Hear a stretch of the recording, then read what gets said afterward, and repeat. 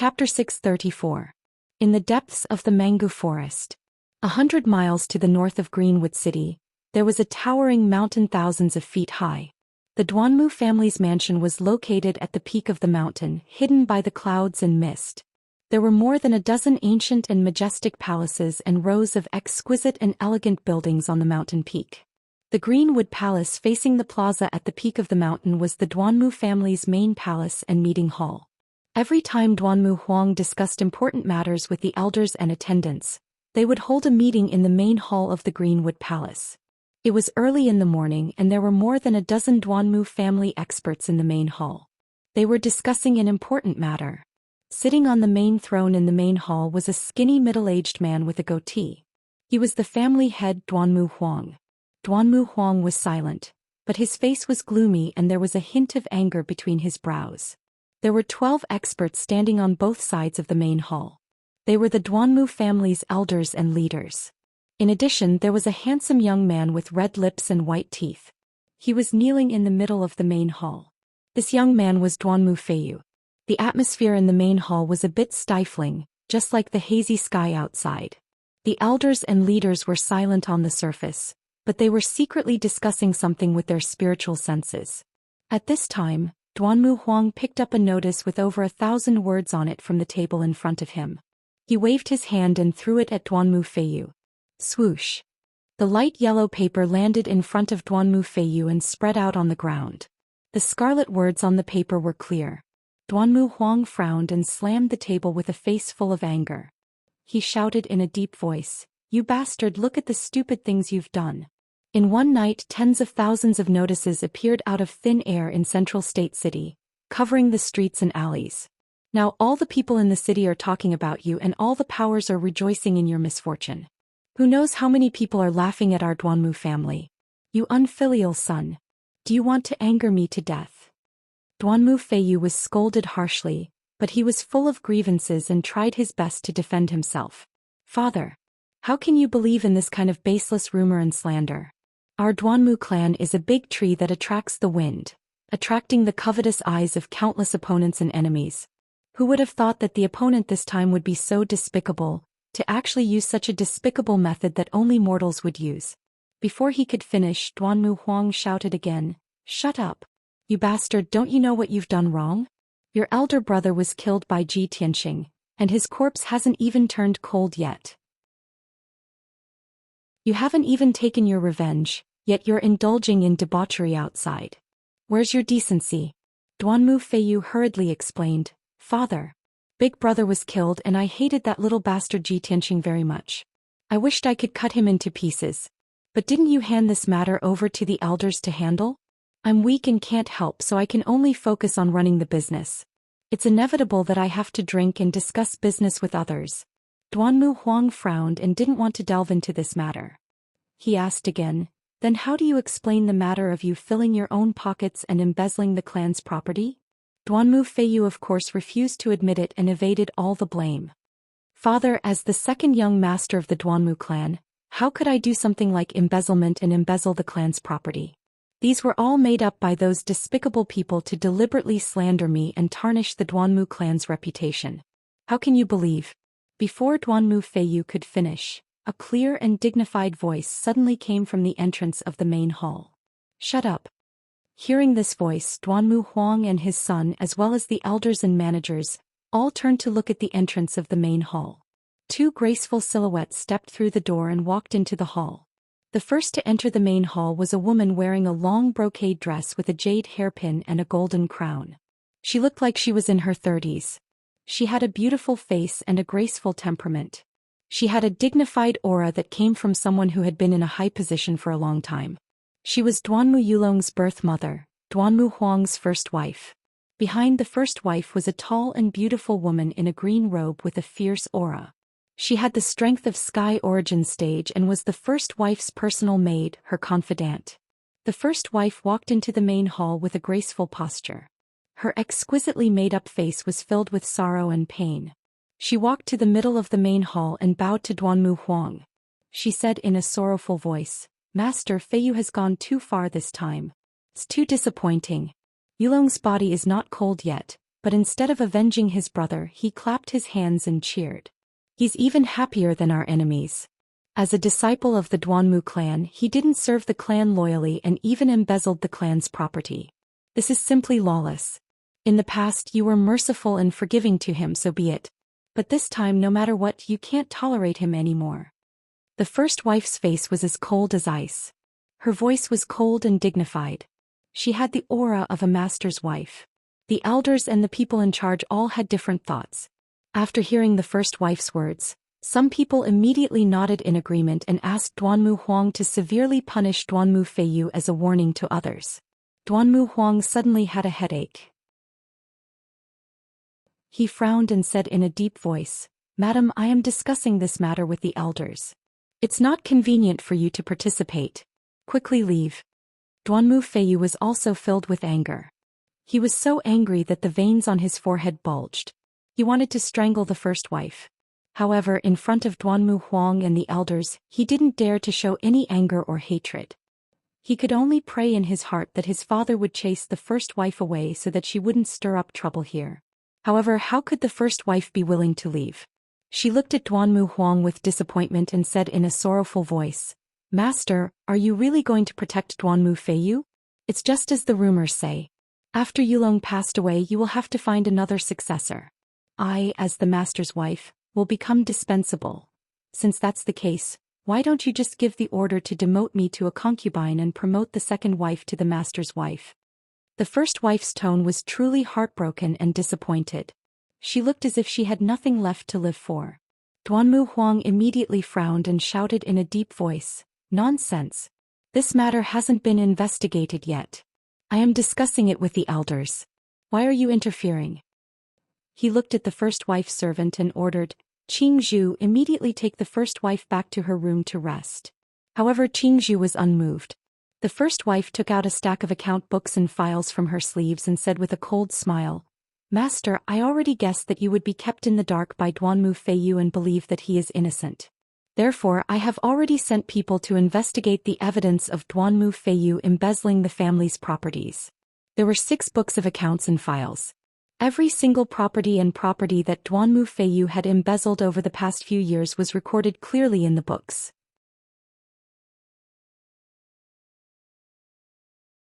Chapter 635. When First Madam's voice fell, the entire hall fell silent. Everyone's expression changed as they looked at First Madam with complicated expressions. Duanmu Huang's brows were tightly knitted together as he stared at the account books and files on the table. He didn't reach out to take them. He understood First Madam's personality and methods very well. Since she had boldly barged into the hall and dared to take out the evidence in front of everyone, she must have absolute confidence. He didn't need to look at the account books and files to know that there must be irrefutable evidence. It was obvious that First Madam had seized this opportunity and wouldn't give Duanmu Feiyu a chance to turn the tables. The elders and leaders on both sides of the hall were exchanging glances and secretly communicating with each other through voice transmission. Some of them acted as if this matter didn't concern them and looked on coldly, while others rejoiced in Duanmu Feiyu's misfortune and waited for him to be punished. The leaders who supported Duanmu Feiyu had dark looks in their eyes and didn't dare to plead for leniency or dissuade First Madam. Duanmu Feiyu's face was deathly pale as he glared angrily at First Madam's back. His eyes were burning with rage. First Madam had criticized him in the past, but she had only reprimanded him verbally and hadn't really done anything to him. He had never imagined that First Madam would be serious this time and investigate his crimes so quickly. She wanted to kill him in one move. At this moment, Duanmu Feiyu finally realized what kind of scheming, power and methods First Madam as the matriarch of the clan. 10 breaths of time passed, but the hall was still silent. Duanmu Huang had no choice but to express his stance. He picked up the account books and files on the table and flipped through a few pages symbolically. The contents of the records were each more shocking than the last.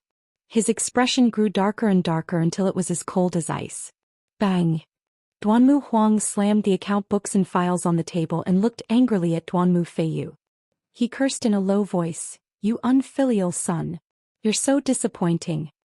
His heart was filled with rage, but more than that he was exasperated at the fact that he had failed to live up to his expectations. He hated Duanmu Feiyu for being unambitious, greedy for pleasure and committing crimes. Moreover, he was unbearably stupid without scheming or shrewdness. He didn't even know that he had been schemed against. Duanmu Feiyu didn't dare to quibble anymore.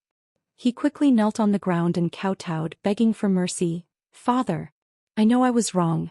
When I was young and frivolous, I did indeed do many wrong things. However, please give me a chance to turn over a new leaf."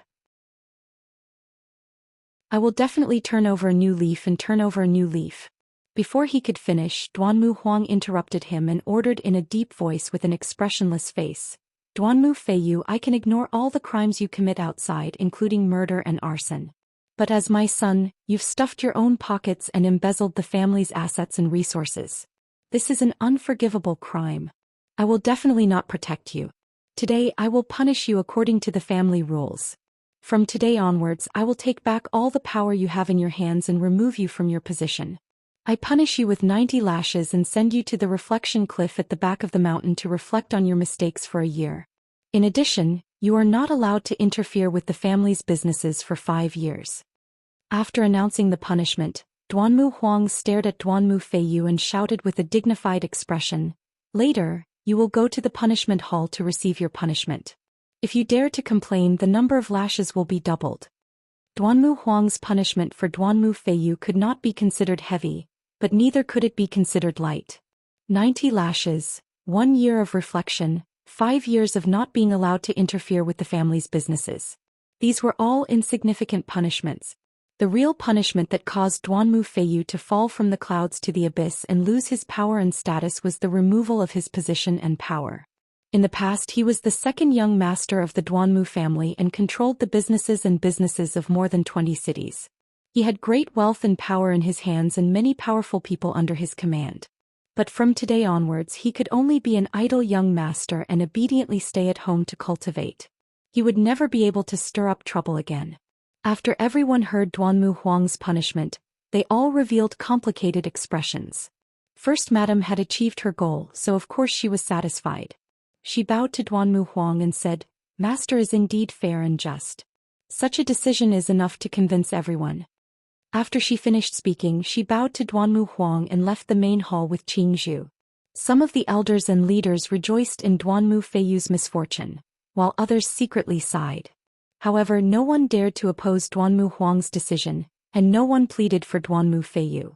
Duanmu Feiyu knelt in the main hall with a pale face. His heart was filled with anger and despair and his whole body trembled.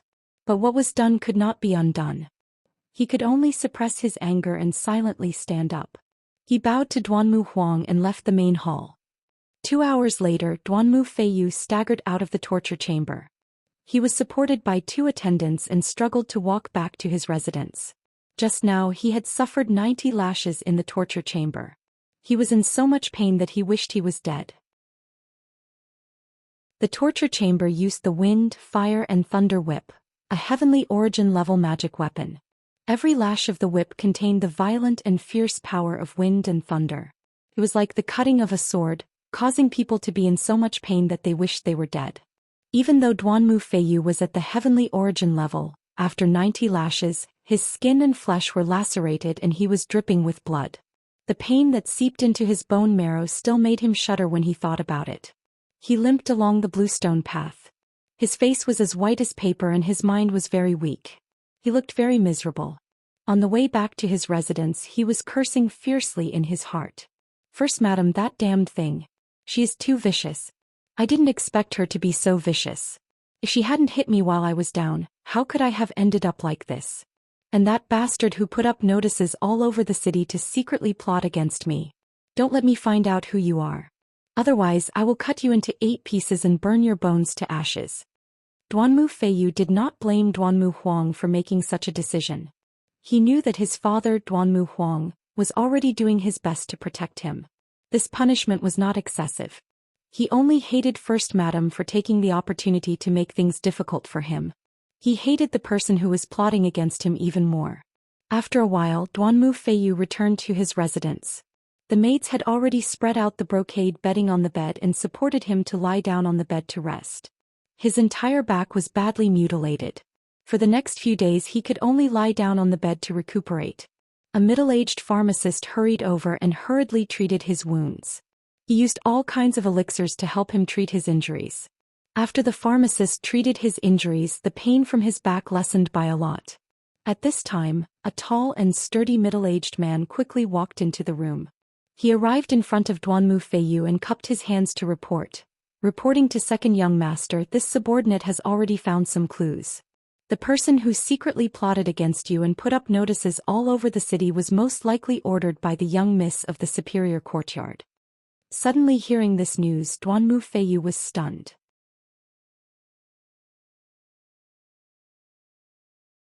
Chapter 636. What? She was the one who did it. Duanmu Feiyu clearly didn't expect that the main culprit who caused him to be in such a state was actually Su. Although this news was rather shocking, he felt that it was inconceivable. However, the middle-aged man was his trusted aide named Nie Kuang. He definitely wouldn't lie about this. A moment later, Duanmu Feiyu came back to his senses. His brows knitted together as he asked with a gloomy expression, "That slut Su was imprisoned in the Excellence courtyard by me. How could she have ordered others to harm me?" Nie Kuang shook his head and said in a gloomy voice, "Second young master, the commander guarding the Excellence courtyard just reported that young Miss Su has already disappeared." "What did you say?" Duanmu Feiyu opened his eyes wide again and cursed angrily. "What are those good-for-nothings doing? How could they let Su escape from the Excellence courtyard? Since that slut Su has already disappeared, why did they only report this now?" Nie Kuang lowered his head and said in a gloomy voice, "Second young master, they followed your orders and didn't dare to approach young Miss Su's loft without permission. Moreover, you went to the Excellence courtyard the day before yesterday and didn't go there yesterday. The guards guarding the Excellence courtyard only discovered young Miss Su's disappearance today." Duanmu Feiyu gnashed his teeth in anger. His eyes surged with a cold light as he shouted angrily, "This group of useless good-for-nothings, I will skin them alive. And that slut Su, if she really plotted against me, I will definitely make her wish she was dead. Let's go, follow me to the Excellence courtyard." While cursing, Duanmu Feiyu got off the bed and walked out with a murderous aura. Filled with anger, he actually ignored the pain from his injuries and immediately rushed to the Excellence courtyard. Nie Kuang hurriedly followed behind him and quickly walked out of the room. Not long after, the two of them left Xianwood City on their flying spiritual birds. In the evening, Duanmu Feiyu and Nie Kuang arrived at Central Continent City and returned to the Excellence courtyard. When Duanmu Feiyu crossed the gate and entered the courtyard, the guards and experts guarding the Excellence courtyard all hurriedly came to greet him. Seeing those guards, he immediately became furious and cursed, "You bunch of idiots, get out of my way." The guards were so scared that they knelt on the ground and begged for mercy. Duanmu Feiyu ignored them for now and brought Nie Kuang to Su's loft. However, the loft was already empty. Duanmu Feiyu searched both upstairs and downstairs, but there was no sign of Su. Reality proved that Su had indeed escaped from the superior courtyard long ago. Unfortunately, the guards didn't notice any abnormalities, and the superior courtyard's defensive array was also intact. Duanmu Feiyu returned to the courtyard and looked at the guards with eyes as cold as ice, containing a biting cold murderous intent. "You pieces of trash, what's the point of this young master raising you? If it weren't for your stupidity, would I have been harmed like this?" Duanmu Feiyu cursed a few times with a venomous tone, then ordered Nie Kuang behind him, "This young master doesn't want to see these damned pieces of trash again. Kill them." Following his words, Nie Kuang's entire body burst forth with cold murderous intent, and he expressionlessly pounced on the guards. Those guards were immediately scared out of their wits. Some wept bitterly and begged for mercy, some fled in horror and some resisted in despair. However, these guards were only at the origin core stage. How could they block Nie Kuang, who was at the 4th level of Sky Origin stage? Following a series of muffled bangs and screams, several corpses immediately appeared in the courtyard. Several pools of blood and severed limbs were scattered on the ground, and the air was filled with the thick stench of blood. The remaining guards who fled in panic didn't manage to escape from the superior courtyard. After all, the entire courtyard was enveloped by the Sky Origin Great Formation. They simply couldn't escape. The commotion and aftermath of the battle in the courtyard also wouldn't spread. Not long after, Nyequang killed all the guards and returned to Duanmu Feiyu's side, his body covered in blood. Second young master, everything has been taken care of. Nyequang cupped his hands in salute and reported in a low and cold voice. Duanmu Feiyu didn't pay attention to him. His eyes were gloomy as he looked outside the gate, and the corners of his mouth hooked up into a cold smile. He muttered to himself, That bitch, so what if she escaped from the superior courtyard? Did she really think she could escape from this young master's palm? After he finished speaking, he waved his hands and used a secret technique to sense the aura and location of the Golden Moon magical bracelet. After about half an hour, Duanmu Feiyu found the result of his probing, and immediately revealed a trace of murderous intent. Humph! You actually escaped from Continent Center City? Since you've already chosen a place to bury your bones, this young master will send you to your death. After he finished speaking, Duanmu Feiyu left the superior courtyard with Nyequang, and rushed as fast as lightning to the southern city gate. After an hour, the two of them passed through the city gate and left Continent Center City, continuing to fly towards the mountain range in the south.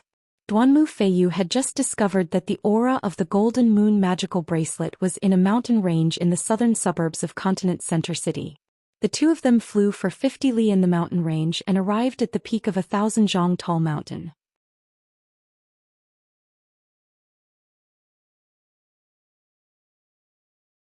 Chapter 637. Duanmu Feiyu wasn't an idiot. When he heard the words Ji Tianxing, and saw the Golden Moon magical bracelet in Ji Tianxing's hand, he understood everything. Previously he was still very doubtful. With Su Er's strength, it was impossible for her to escape from the superior courtyard. She also didn't have the guts to plot against him. Now he finally understood that Ji Tianxing was the main culprit. Ji Tianxing admitted it very straightforwardly. He sneered and said, He looks like you're not too stupid. Duanmu Feiyu frowned as he looked at him. His eyes were cold and filled with dense killing intent. Humph, you little bastard.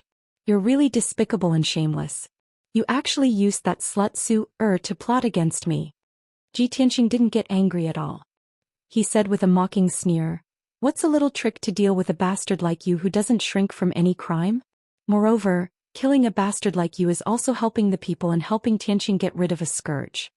Duanmu Feiyu immediately grinned and sneered with disdain. Ji Tianxing, you want to kill me? You're really a toad yawning. What big words. I was just about to send people to deal with you and avenge my big brother. I didn't expect you to deliver yourself to me. You don't know the difference between life and death. If I don't tear you to shreds today, how can I live up to your arrogance? Hearing Duanmu Feiyu's words, Ji Tianxing didn't get angry. Instead he laughed and said with disdain, Duanmu Feiyu, the arrogant and ignorant one is you. Even your big brother Duanmu Yulong died under my sword. With your strength you dare to say that you want to take my life? Are you worthy? As he spoke, Ji Tianxing's body emitted a strong self-confidence and domineering aura. Duanmu Feiyu's face immediately stiffened and his heart thumped. If he was in the Duanmu clan or in the central continent city, he could mobilize dozens of Sky Origin stage cultivators with a single word and easily kill Ji Tianxing. However, he wasn't in the central continent city right now. There was only Sky Origin stage 4th layer Nyequang by his side. If they really fought, the situation wouldn't be good. Thinking about this, Duanmu Feiyu's expression became serious and a trace of regret appeared in his heart. Damn it! I was so angered by that slut Su Er that I lost my head and actually came out of the city so recklessly. Ji Tianxing, that little bastard, not only did he not hide after killing my big brother, he even dared to take the initiative to plot against me. He wants to kill me. What should I do? Duanmu Feiyu was thinking about how to escape, but he didn't look scared. He shouted with a murderous look, Ji Tianxing, no matter how powerful you are only at the 3rd level of Sky Origin stage. Do you think you can defeat the two of us? Stop dreaming. Prepare to die. While shouting angrily, Duanmu Feiyu took out a dark cyan treasured saber. He unleashed all of his power and slashed at Ji Tianxing. Sky-sweeping waves. The Sky Origin stage dark green treasured saber emitted a dazzling blue light. It condensed into 4 huge saber lights that were 30 meters long and slashed at Ji Tianxing's head. In an instant, the grass within 100 meters was covered by the blue light. The air was filled with bone-chilling coldness. While Duanmu Feiyu was attacking, Niequang had already held his two mountain-splitting axes. He roared with a murderous aura and used his ultimate killing move. He used all his strength. His body expanded to twice its original size. His whole body was emitting a violent murderous aura. Moon-shattering slash. Niequang waved his black mountain-splitting axes and fiercely slashed out 6 fierce golden axe shadows. Suddenly, Ji Tianqing's figure was covered by the saber lights and axe shadows. He was like a small boat in a huge wave that could capsize at any time. Although Niequang and Duanmu Feiyu were not as strong as the princes of the imperial residence, they still had the power to split mountains and rivers. They could not be underestimated. At this critical moment, Ji Tianqing was shrouded by the saber lights and axe shadows. But he did not panic. He condensed a shield of true ether to protect himself. Then he used his ultimate skill. Golden Slash. A huge golden sword light that was 80 meters long appeared. It carried a terrifying power that could split heaven and earth. It slashed at the saber lights and axe shadows in the sky. Bang, bang, bang. The sword light and the axe shadows collided. There was a deafening sound that resounded in the sky and spread for dozens of miles. Suddenly, the saber lights and axe shadows exploded and turned into thousands of pieces that scattered in all directions. A golden and blue shockwave rippled outwards, engulfing the entire mountain peak. In the blink of an eye, the dense forest on the mountain peak was crushed into powder by the shockwaves. A huge crater with a radius of 100 meters appeared on the ground. The huge golden sword light was still intact. It carried an incomparably violent power and slashed at Niequang. Bang! Niequang was sent flying by the sword light. The mountain-splitting axes in his hands also flew out. He was still tumbling in the air when he opened his mouth and spat out blood and screamed in pain. His true ether shield was shattered by the sword light. A huge long and narrow wound appeared on his chest, revealing the white bones inside. Dark red blood gushed out like a tide and sprinkled down from the sky. Duanmu Feiyu had long expected that he and Niequang were no match for Ji Tianqing. They were bound to lose this battle. Therefore, when he was sent flying and saw Niequang heavily injured, he turned and ran without hesitation. Ji Tianqing, you bastard, just you wait. As long as I escape back to Central State City, I will mobilize all the Heaven Origin Stage experts to kill you. I will skin you alive and tear out your tendons. Duanmu Feiyu cursed bitterly. He flapped his true ether wings with all his might and flew across the sky like a stream of light, escaping towards Central State City. On the devastated mountain peak, Ji Tianqing was still fighting with Niequang. After Niequang fell to the ground with heavy injuries, he had just climbed up from the ruins when he saw Ji Tianqing use another ultimate skill, releasing flames that covered the sky and earth. Scorching sun fire. Following Ji Tianqing's angry roar, the scarlet flames that covered the sky suddenly condensed into a fireball the size of a palace. The fireball was condensed and floated high in the sky, emitting an incomparably terrifying heat. It was really like a scorching sun. Swoosh! The giant fireball fell from the sky, carrying with it a world-destroying might as it smashed towards Niequang. In that instant, Niequang's eyes widened in shock and fear, his heart filled with despair. The giant fireball had locked onto his aura. No matter where he ran, it would definitely catch up to him. Moreover, he had no chance to escape or dodge. In this moment of life and death, Niequang erupted with a strong will to live and desperately urged his true ether to form a shield. Bang! In the next moment, a huge fireball that was as hot as the sun came crashing down and smashed into him, smashing him into the ruins. An earth-shaking explosion spread out for dozens of miles, fiercely reverberating through the mountains. The entire 10,000-foot-tall mountain peak was blasted apart, collapsing with a loud bang and sending dust into the air.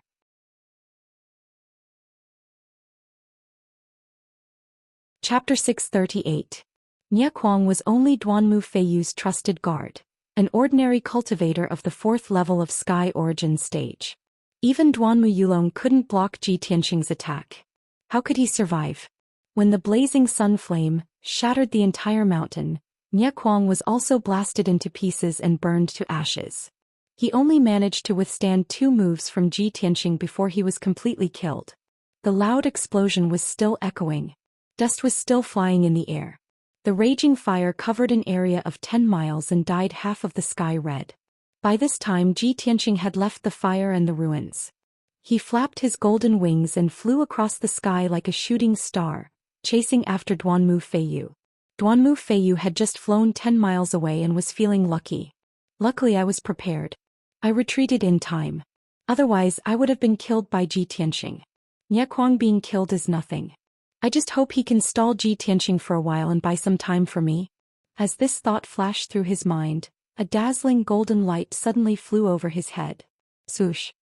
That golden light was extremely fast. In the blink of an eye, it was more than 1,000 meters away from him and stopped in the sky. A tall and straight figure in a white robe appeared. Duanmu Feiyu's face froze and his heart sank to the bottom. Ji Tianqing, that little bastard. How can he be so fast? Where is that trash Nie Kuang? Was he killed by Ji Tianqing? Duanmu Feiyu was terrified. He had no choice but to stop and stare at Ji Tianqing with an ugly face. Ji Tianqing stood in the sky 200 meters away from him. He sneered and said, Duanmu Feiyu, since I have lured you out, I will not let you go back. Don't dream of going back to the city to get reinforcements. Just accept your death obediently. Duanmu Feiyu's brows were tightly knitted.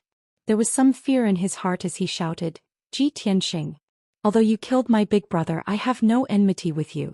Why do you want to kill me? Ji Tianqing curled his lips and said with a cold smile, no enmity between us? I already have a blood feud with your Duanmu clan, so it's impossible for your Duanmu clan to let me off no matter what. Do you dare to deny that your father did not plan to assassinate me? Moreover, even if there is no enmity between us, I will still kill you. Just treat it as a punishment for evil and on behalf of Tianqing. Duanmu Feiyu was immediately filled with grief and indignation. She was so angry she almost spat out blood.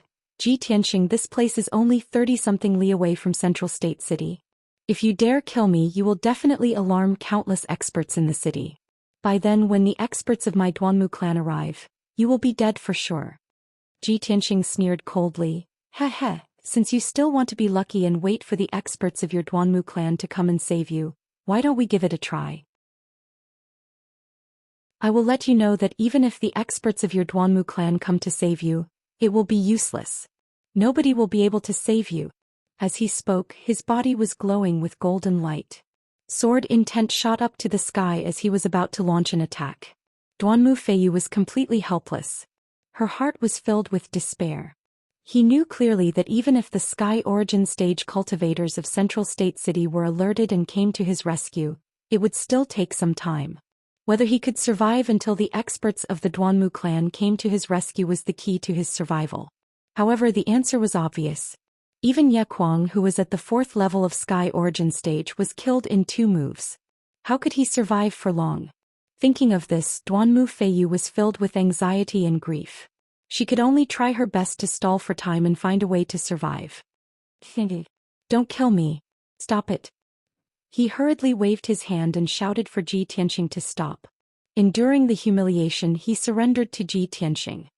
Ji Tianqing, I know that the reason why you are doing this is because you want to deal with the Duanmu clan. I have no enmity with you. Even if you kill me, you won't gain anything. As long as you are willing to let me live, I will follow your orders and do as you say. When Ji Tianqing heard Duanmu Feiyu's words, he immediately revealed a cold and disdainful smile. Duanmu Feiyu, don't say such nonsense that is used to coax a 3-year-old child. What a disgrace. If I spare your life, you will immediately gather a large number of experts to deal with me when you return to Central State City. How would you listen to my orders? Duanmu Feiyu's expression changed. He swallowed the second half of his sentence. Ji Tianqing was right. That was exactly what he planned to do. Begging for mercy was only a temporary measure. As long as he returned to Central State City, he would definitely crazily retaliate against Ji Tianqing. Duanmu Feiyu's lie was instantly seen through by Ji Tianqing. He hurriedly explained, Ji Tianqing, I can tell you a secret of the Duanmu clan to show my sincerity in begging for mercy. This information is a core secret of our Duanmu clan. Only a few people know about it. Hearing his words, Ji Tianqing lowered his hands as expected. His eyes indifferently looked at him. Duanmu Feiyu saw that there was hope. Ji Tianqing was indeed interested in this matter, so he thought that there was still room for negotiation. Thus he said in a low and solemn voice, Ji Tianxing, although I don't know which power is backing you, I can tell you this clearly.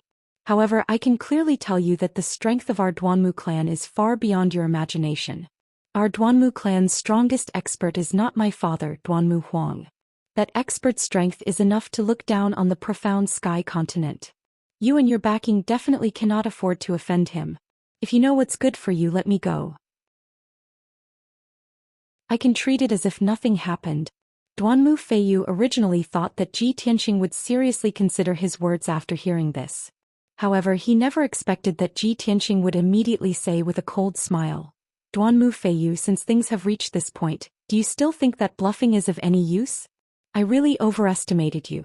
Compared to your big brother Duanmu Yulong, you are simply too lacking.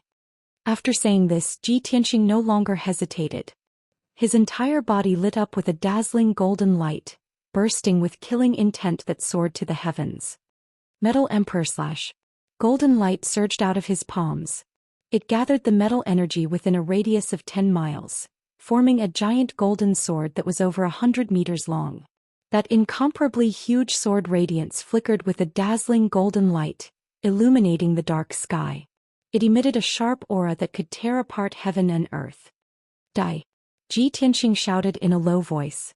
He controlled the giant golden sword that could split heaven and earth and slash towards Duanmu Feiyu. Duanmu Feiyu was already scared out of his wits. His eyes were wide open, revealing a deep sense of fear. He turned around and ran for his life. However, even if he exploded with his fastest speed, it was impossible for him to escape the slash of the sword radiance. Bang!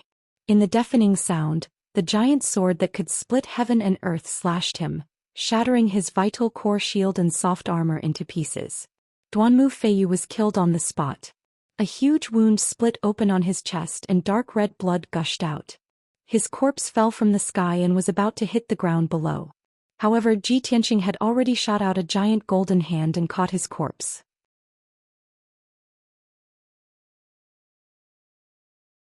Chapter 639.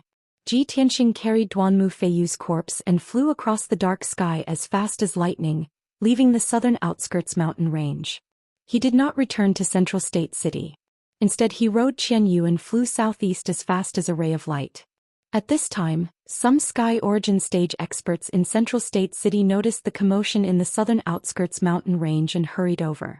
However, when they entered the southern outskirts mountain range, they could only see collapsed mountains and ruins covered in cracks. They did not know who had fought here. The night passed quickly. At dawn the next day, Ji Tianxing passed through the famous Mangu forest and entered Greenwood City. At this time the sky was still dark. The entire Greenwood City was still in a deep sleep and was very quiet. Ji Tianxing crossed Greenwood City and arrived at a mountain peak 100 miles north of the city. He quietly arrived at the peak of the mountain. The Duanmu mansion at the peak of the mountain was shrouded in a thick morning fog, faintly discernible. He did not enter the Duanmu mansion's palace. He hid in the dark and observed for a while. Then he threw Duanmu Feiyu's corpse on the square in front of the main hall and quietly left. His movements were very fast and stealthy. He avoided several patrolling guards. No one knew what he was doing. Not long after he left, a group of patrolling guards passed by the square and found the corpse. 9 guards in green armor immediately surrounded the blood-soaked corpse when they saw it. When they recognized the corpse as Duanmu Feiyu, they were stunned on the spot. Their faces were full of shock. They did not dare to believe that the noble second young master, who was in high spirits 2 days ago, had turned into a cold corpse today. After the guard captain came back to his senses, he told the guards to look after the corpse and not to touch it. He hurriedly ran into the main hall to report the news. Not long after, the guard captain guarding the Greenwood main hall was alarmed. He hurriedly led a group of guards to the square.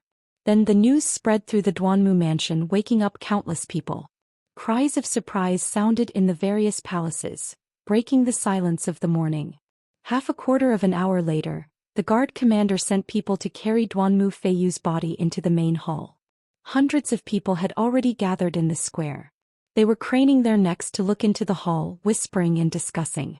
Inside the main hall, the Duanmu family's leaders and elders had also arrived. When they saw Duanmu Feiyu's corpse, their faces became as gloomy as ice. Finally, the head of the family, Duanmu Huang, heard the news and rushed to the main hall. Hearing the bad news early in the morning, his mood was naturally irritable. His eyebrows were filled with anger and killing intent. When he saw Duanmu Feiyu's body with his own eyes, his face immediately darkened, and his whole body emitted a terrifying chill and murderous intent. Who can tell me what's going on? Wasn't Feiyu reflecting on his mistakes in the back mountains? Why was he murdered? Where was his body found? Duanmu Huang's voice was filled with murderous intent as he roared in anger. If one looked closely, one could see the murderous intent in his eyes. The guard commander hurriedly took 2 steps forward, clasped his hands and reported, "Master, 15 minutes ago a group of guards was patrolling the square. They found second young master."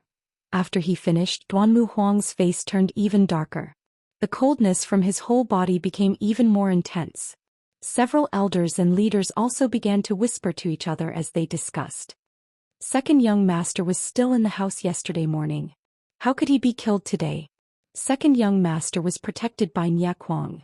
He was at the 2nd level of Sky Origin stage. How could he be killed so easily? I wonder where Feiyu was killed.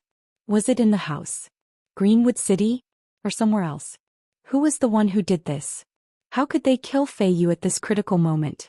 I'm afraid second madam is going to make a scene. Duanmu Huang thought for a while with a gloomy face. Then he ordered in a deep voice, "Men, go to second young master's house. Find out if second young master was in the house last night. Where did he go? Send men to find Nyakuang. I want to see him if he's alive. I want to see his body if he's dead. Also keep this secret for now. Don't let it spread out. We can't let second madam know."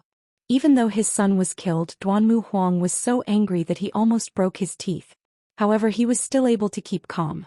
Soon he figured out the key to this matter. He arranged his men methodically and sent them to investigate. Unfortunately, before he could finish his words, a figure barged into the hall. It was a woman in a long silk dress. She looked elegant and beautiful. She was even younger and prettier than the first madam. She was Duanmu Feiyu's mother, the second madam of Duanmu Huang's family. At this moment, the second madam had just heard the bad news of Duanmu Feiyu's death. Her face was as white as paper and she looked as if she had lost her soul. She stumbled into the hall, ignoring the presence of Duanmu Huang and the other elders. She threw herself onto Duanmu Feiyu's body and started bawling. "Feiyu, my son, you died so miserably. Which damned bastard actually killed you? Feiyu, wake up and take a look at your mother." The atmosphere in the hall was already cold and stifling.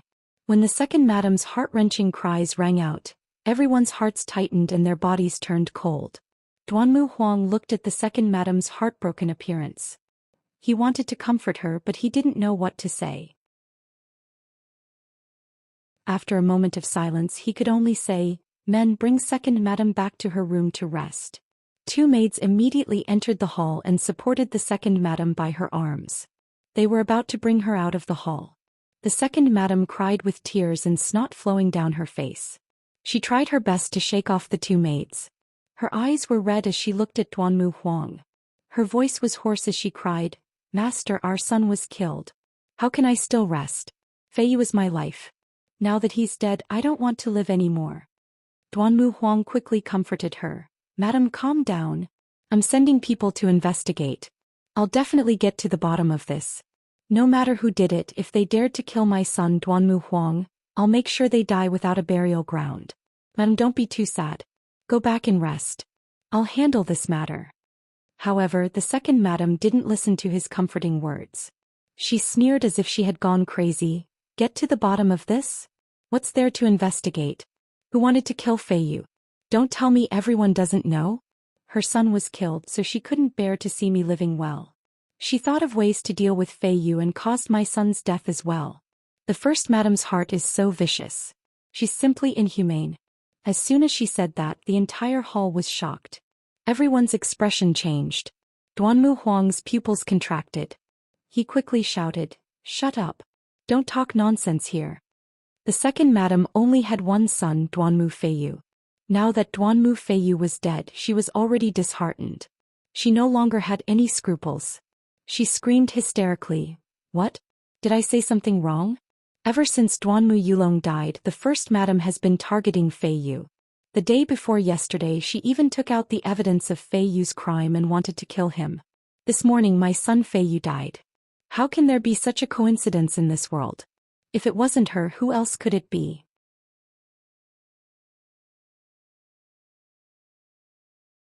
Chapter 640. The heartbroken second madam was crying and making a fuss in the Greenwood main hall. The pain of losing her son had caused her to lose her rationality and become unreasonable and crazy. Originally, she had been riding on the crest of success during this period of time. She had been favored because of the Duanmu Feiyu's status. Not long after, she would gradually replace the first madam and become the Duanmu family's mistress. However, before she could be happy for a few days, the Duanmu Feiyu had been killed. Although she did not know who the murderer was, she was certain that it was the first madam who did it. After all, the first madam was the most suspicious and had the most reason to kill the Duanmu Feiyu. The second madam was not the only one who thought this. The other elders and leaders also had the same thought. It was just that everyone was muttering and doubting in their hearts, and they didn't dare to say it out loud like second madam. The Duanmu Huang had a headache, but he could not punish the second madam. He could only patiently console her. As the head of the family, he had to deal with things fairly. He could not favor one over the other. However, the second madam was truly turning the world upside down. The Duanmu Huang could only use some methods and use the power of his divine sense to temporarily put her to sleep. The Duanmu Huang had two maids take the second madam away to rest. Only then did the main hall quiet down. Of course, everyone knew that this was only a temporary measure. Since the second madam had caused such a ruckus, she definitely would not let it go. She would definitely fight to the death with the first madam. Not long after, the guard commander quickly returned to the main hall and respectfully reported. Reporting to family head, this subordinate has already gone to the second young master's residence and interrogated the guards and servants. Yesterday the second young master was not in the residence. He took Nia Kuang out to handle some matters. It seems that he went to Central State City. The Duanmu Huang frowned and said in a low voice, "This unfilial son. This lord had him go to the reflection cliff and reflect on his mistakes. He actually dared to go to Central State City. Could it be that Fei Yu was killed in Central State City? Why would his corpse appear in the plaza?" Even with the Duanmu Huang's wisdom, he could not understand what was going on. After pondering for a moment, Duanmu Huang ordered in a deep voice, "Send an order to Central Continent City. Have the soul-herding hall investigate immediately. We must find Ye Kuang." The guard commander cupped his hands and bowed. He turned around and left the hall to carry out his orders. Duanmu Huang continued to give orders. "Second elder, third elder, carry out your plan as soon as possible. You must kill that bastard Ji Tianqing as soon as possible and avenge Yulong. In a short span of 3 months, 2 of my sons were killed. This is a great humiliation to our Duanmu clan. If we don't get rid of our enemies as soon as possible, the other aristocratic families will definitely rejoice in our misfortune." The second elder and the third elder's faces were also filled with indignation. They hurriedly cupped their hands and saluted, indicating that they would definitely complete the task. After Ji Tianqing left Greenwood City, he flew across the sky at lightning speed and crossed the mango forest. Along the way he looked down at the vast forest from high up in the sky. He saw many dangerous mountains and winding rivers. The forest that was shrouded in clouds and mist was filled with all kinds of strange flowers and fruits, as well as endless amounts of medicinal herbs. This natural herb garden with a radius of 100,000 miles was the biggest reason why the Duanmu clan had prospered for thousands of years. He could not help but think to himself, if there is some way to destroy this mango forest and cut off the Duanmu clan's source of medicinal herbs, it will definitely be a heavy blow to the Duanmu clan. Recently he had been focusing on dealing with the Duanmu clan. His mind was constantly thinking about how to weaken the Duanmu clan's power. Unknowingly 6 hours had passed and it was noon. Ji Tianqing was flying above the vast sea of clouds, crossing over a stretch of majestic mountain range.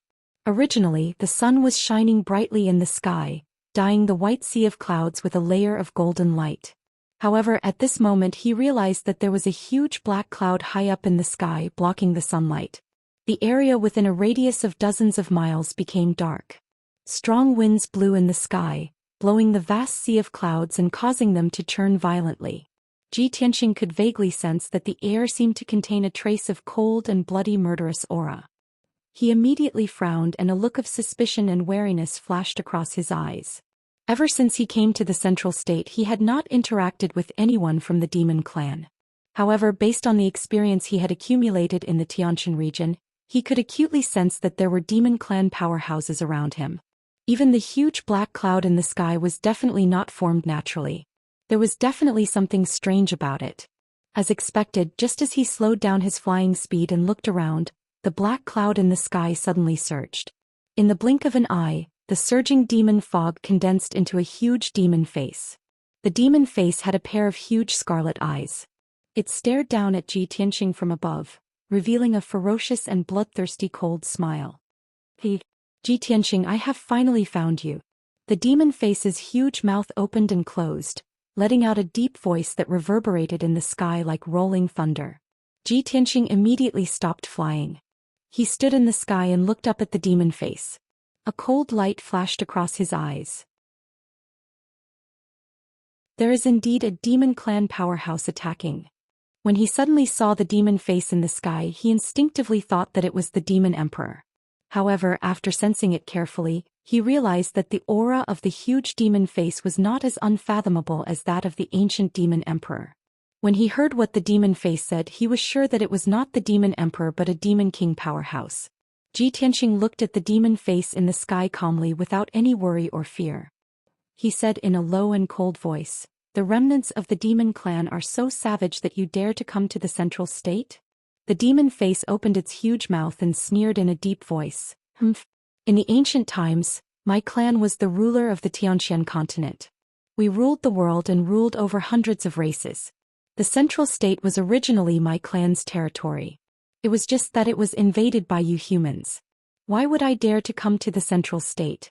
I will kill a lowly worm like you today." Ji Tianxing had heard of some legends from the ancient times and knew that the demon face was telling the truth. However, he was not interested in this question. He sneered with a cold expression, "Cut the crap. Are you avenging the Blood Demon King or working for the ancient demon emperor? Tell me your name. My sword does not kill nameless rats." The demon face opened its mouth and sneered. "Ha! Who does the Blood Demon King think he is? I am the king of the Fierce Wind tribe. I only follow the orders of His Majesty the Demon Emperor. Ji Tianxing, if you know what's good for you, surrender immediately. Don't wait for me to attack. Otherwise you will suffer." The Demon King of Fierce Wind's tone was full of confidence and arrogance.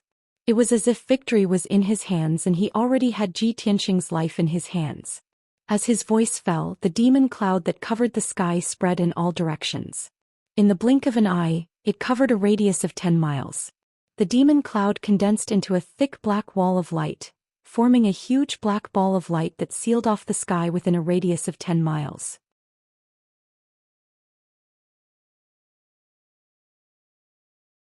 Chapter 641. The black light barrier was like a huge cage trapping Ji Tianxing within. Endless demonic aura poured down, filling the entire black light sphere and drowning Ji Tianxing's figure. The demonic aura contained a bone-chilling coldness and a powerful corrosive force. Even though Ji Tianxing's body had been tempered thousands of times, his physical strength and defense were far superior to divine prime experts of the same level. However, after being infected by the demonic aura, he still felt a stabbing pain all over his body, and his skin was corroded black. He quickly channeled his power and condensed a shield with his majestic vital essence to protect his body. However, the vital essence shield could not resist the corrosion of the demonic aura. It was quietly thinning and its power was rapidly weakening. Ji Tianxing had to constantly consume power to maintain the vital essence shield. Even if the Demon King of Lifeng did not attack, his vital essence would be exhausted after staying in the demonic aura for 2 hours at most. What secret technique is this? How can it be so powerful? He was a little surprised and muttered to himself. At the same time, the Demon King of Liefeng's mocking laughter came from the dark demonic aura behind him. "Ha! Ji Tianxing, I've been watching you for a long time and I've made ample preparations before attacking. I've carefully prepared the dark cage for you. As long as you're trapped in it, there's no way you can escape. Are you panicking? Are you afraid? Don't worry, I'll let you slowly taste the pain and despair. Obviously, this dark area with a radius of 10 miles was the dark cage that the Demon King of Lifeng had mentioned. This was a divine prime secret technique of the demons. It was extremely troublesome to perform, and it required the blood essence of hundreds of sacrifices, as well as a lot of resources. However, once the dark cage was successfully performed, its power was extremely terrifying. Ji Tianxing suddenly heard the Demon King of Liefeng's voice. He subconsciously turned his head and looked behind him, his eyes sharp as he searched around.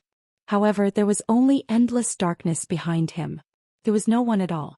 Even if he used his spiritual sense to investigate, he could not find the Demon King of Liefeng's body. As such, even if he wanted to resist, there was no way he could do it. Dark cage? I'd like to see how long your meticulously prepared secret technique can trap me. Ji Tianxing raised his eyebrows, his eyes revealing an unyielding fighting spirit. A cold light flashed in his palm and a dark sword appeared out of thin air. It was the Black Dragon Sword. 9 Heavens Dragon Soars. Ji Tianxing abruptly unsheathed his sword and slashed out a 40-meter-long cold sword aura, fiercely hacking at the darkness ahead. The giant ice sword lit up with a dazzling sword light, bursting forth with an invincible and terrifying power. It cut through the shroud of the pitch-black demonic fog and slashed into the depths of the darkness. However, this sword slashed through the air and did not cut anything at all. In the blink of an eye, the cold and dazzling sword light was swallowed up by the darkness and disappeared. The dark prison was still intact and there was no reaction at all. Seeing this scene, Ji Tianxing immediately frowned and a trace of doubt flashed in his eyes. How could this be? I slashed down with my sword but there was no reaction at all? Could this dark prison be a large array? Ji Tianxing vaguely felt that it was impossible to break the dark prison with a powerful sword technique. He quickly released his spiritual sense and carefully probed the surrounding situation, trying to find clues about the dark prison and find clues to crack the array. Unfortunately, he could not find any clues after observing for a while with his spiritual sense, nor could he see how the array was constructed. This result made him even more puzzled and he thought to himself, no. With my attainments in array Dao, even if I can't crack all of the Tianyuan arrays, I should be able to find clues. At least I can detect the existence of the array and sense the power of the array. The Demon King of Lifeng is also at the Tianyuan stage, and it's impossible for him to set up a soul-level array. If this dark prison is a Tianyuan array, I should be able to find clues. Could it be that this is not a large array? Just as Ji Tianxing was calmly analyzing, the Demon King of Liefeng's sneer came from the darkness behind him. Ji Tianxing, I know you're good at array Dao and good at cracking large arrays. But you'll never be able to crack my dark prison. How could a despicable human worm like you understand the wonders of my race's secret technique?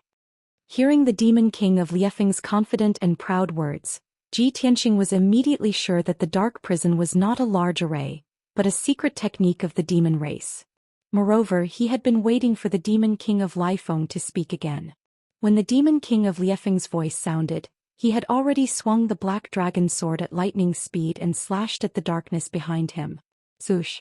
A giant golden sword appeared out of thin air, bursting with a power that could destroy everything, and slashed at the darkness 100 meters behind him. However, the darkness was empty, and there was only a large mass of dark demonic fog. The giant golden sword slashed at the mass of dark demonic fog with a muffled bang, and was soon swallowed by the boundless darkness without causing any reaction. No matter how powerful Ji Tianxing's sword technique was, it could not threaten the Demon King of Lifeng. It felt like he had punched cotton with all his strength. The Demon King of Lifeng laughed and said in a mocking and pitying tone, "You stupid worm, you actually want to take the opportunity to sneak attack me? I've already turned into infinite demonic energy and merged with the dark prison. In this dark prison I'm the invincible ruler. Your life and death are in my hands." Ji Tianxing's face became gloomier, and the murderous aura in his eyes became more intense. He silently put away the Black Dragon Sword and asked in a low voice, "Demon King of Lifeng, do you dare to fight me fair and square, you coward?" The Demon King of Liefeng's voice sounded in the darkness above his head. "Ji Tianxing, don't try to goad me. It's ridiculous. I don't need to show myself, nor do I need to fight you. I just need to trap you in the prison for 2 hours. After 2 hours, your true yuan will be exhausted and you will no longer have the power to resist. At that time you will be at my mercy. Ji Tianxing silently listened to the demon king of Liefeng's words, but he was not angry and could still remain calm. He analyzed an important piece of information from the demon king of Liefeng's words. Given the cruel and bloodthirsty nature of the demon race, if the demon king of Liefeng wanted to kill me, he would not have said so much nonsense to me. Seems that his goal is not to kill me but to capture me. Ji Tianxing recalled something. Back in the Sky Pillar sect, when the ancient demon emperor had just broken through the seal, he had said something.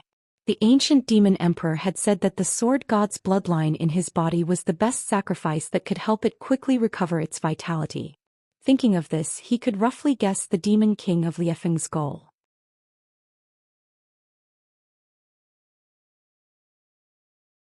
Chapter 642. Ji Tianxing had already guessed the demon king Liefeng's intention. However, he could neither escape from the dark cage nor fight the demon king Liefeng head-on. Helplessly, he could only fly forward with all his might. He wanted to rush to the edge of the dark cage and find a way to break the barrier. However, after flying for more than 10 miles in the darkness, he still could not reach the edge of the dark cage and return to his original spot. This time, Ji Tianxing was really at his wits' end. He could only circulate his energy to resist the erosion of the demonic qi and try his best to think of a way to escape. The dark cage has a radius of 10 miles. No matter what sword technique I use, I can't break the cage. Since the sword technique is useless, I can only try that magic treasure. Ji Tianxing murmured to himself and immediately took out a square golden seal from his interspatial ring. This was the Domain Lord's golden seal of the Tianqin Domain Lord and a soul-level magic treasure refined by the Emperor himself, the Seal of Mountains and Rivers. Ji Tianxing had never used the Seal of Mountains and Rivers since he obtained it. This time he wanted to test the power of the Seal of Mountains and Rivers and see if it could help him escape from the demon king Liefeng's dark cage.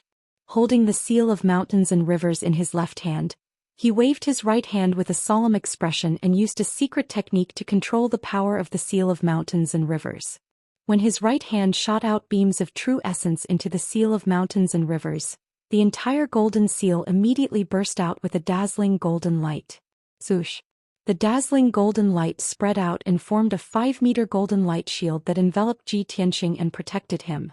The golden light contained a sacred and powerful power that immediately dispelled the darkness and blocked the erosion of the demonic qi. Ji Tianxing only felt the pressure suddenly reduced and the endless demonic qi in the cage could no longer touch him. At this time, the demon king Liefeng's voice came from a cloud of demonic qi 100 meters behind him. What kind of treasure is this? The demon king Liefeng's tone was full of surprise and a trace of fear. Ji Tianxing sneered and shouted in a cold tone, "Of course it's a treasure that will take your life." As his voice fell, his right hand formed a mysterious seal and injected a vast amount of true essence into the Seal of Mountains and Rivers. "Open!" Ji Tianxing suddenly shouted coldly, activating the Seal of Mountains and Rivers to release a dazzling golden light that covered the sky. The dazzling golden light condensed into a huge pillar of light, which blasted fiercely into the darkness behind him. Boom! The 100-meter-long golden pillar of light carried a destructive power as it pierced through the layers of demonic mist and struck the black light barrier at the edge of the cage. An earth-shattering explosion was heard, and it reverberated fiercely in the dark sky. Several huge cracks appeared on the walls of the cage, spreading in all directions. The entire cage of darkness began to tremble violently, as if it was unable to bear the burden and would collapse at any moment. In the dark prison, the demonic qi and black clouds churned violently. The demon king of Liefeng immediately let out a panicked roar. "How is this possible? You lowly reptile, how could you shake my cage?" Ji Tianxing saw that the power of the Seal of Mountains and Rivers was indeed strong, and his eyes were filled with joy. "When I used the Seal of Mountains and Rivers for the first time, I only used 10% of its power, and it was enough to shake the entire cage of darkness." He did not hesitate to cast the technique again, releasing an even more majestic true origin and injecting it into the Seal of Mountains and Rivers. Suddenly, the Seal of Mountains and Rivers released an even more dazzling golden light, which condensed into an even more terrifying golden pillar of light. Boom! The 200-meter-long golden pillar of light instantly pierced through the boundless darkness, and once again struck the barrier of the cage of darkness. Amidst the deafening noise, a huge hole was blasted open in the black light barrier and dense cracks appeared. The golden pillar of light passed through the hole and disappeared in the blink of an eye. However, the cracks around the hole were rapidly extending and expanding, causing the entire cage of darkness to be on the verge of collapse. Seeing that the cage of darkness was about to break, the demon king of Lifeng could no longer maintain his calm and roared furiously. "Bastard! Little bastard, don't even think about escaping from my suppression." The dozens of demonic clouds hidden in the darkness immediately gathered together and condensed into a 100-meter-tall humanoid beast. It was a gigantic beast covered in pitch-black scales. Its limbs were extremely thick and sturdy and its head was huge. It had a wide and flat mouth, and there were several rows of sharp barbs on its spine. Moreover, it had a huge crocodile-like tail which was covered in black barbs. This ferocious-looking humanoid beast was the true form of the demon king of Lifeng. It roared angrily and pounced on Ji Tianqing as fast as lightning, waving its pair of giant claws and smashing down. Its claws were the size of a 2-story building, and the black claws were sharp enough to crush a 1,000-meter-tall mountain. If Ji Tianqing was hit by the huge claws, he would be severely injured even if he did not die. However, Ji Tianqing did not retreat. He looked coldly at the demon king of Lifeng, and once again activated the power of the Seal of Mountains and Rivers. Dragon Shadow of Mountains and Rivers. The Seal of Mountains and Rivers once again released a dazzling golden light, which condensed into a 300-meter-long golden spear shadow.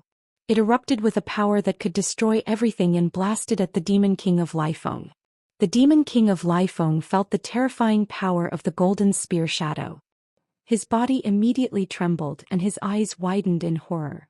He subconsciously stopped pouncing and wanted to avoid the bombardment of the golden spear shadow. However, he was too close to Ji Tianqing, and the speed of the golden spear shadow was too fast. Everything was too late. Boom! A thunderous sound burst out and reverberated violently in the dark cage. The powerful golden spear shadow instantly pierced through the demon king of Lifeng's huge claws and blasted his thick and sturdy left shoulder that was covered in scales. The demon king of Lifeng was immediately blasted away and slammed into the dark cage's barrier. Boom! In the dull loud sound, the dark light barrier was smashed and completely collapsed. The golden spear shadow pierced through the demon king of Lifeng's left shoulder and flew out of the dark cage, disappearing into the sky. The dark cage finally broke into pieces, turning into demonic qi that covered the sky and the earth, spreading out in all directions. The demon king of Lifeng screamed in pain. Black blood gushed out from his wounds. He fell from the sky and smashed into the dense forest. Swoosh! Ji Tianqing's body flashed. He went through the rolling demonic qi and flew back to the forest. He looked down at the forest and saw the demon king of Lifeng lying miserably in the forest, still struggling. Soul-level magical weapons are indeed powerful. This is my first time using it. I haven't mastered the secret technique yet I can already release such a powerful attack. Not only did I break the dark cage, but I also severely injured the demon king of Lifeng, who is at Sky Origin Stage Level 7.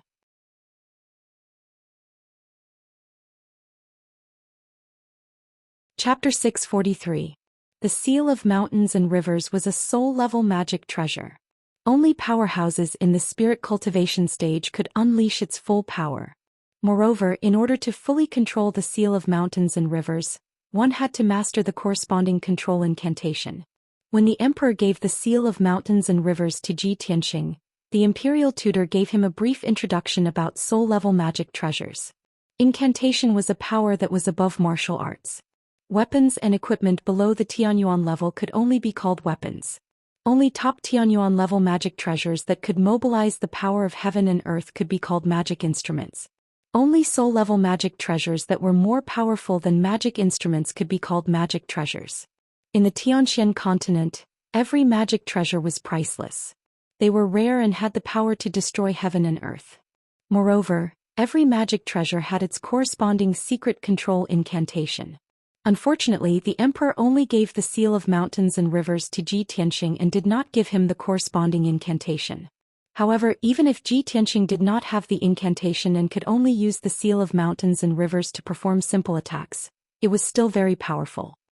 He was already satisfied and silently planned in his heart that in the future, he would definitely find an opportunity to ask for the seal of mountains and rivers from the emperor.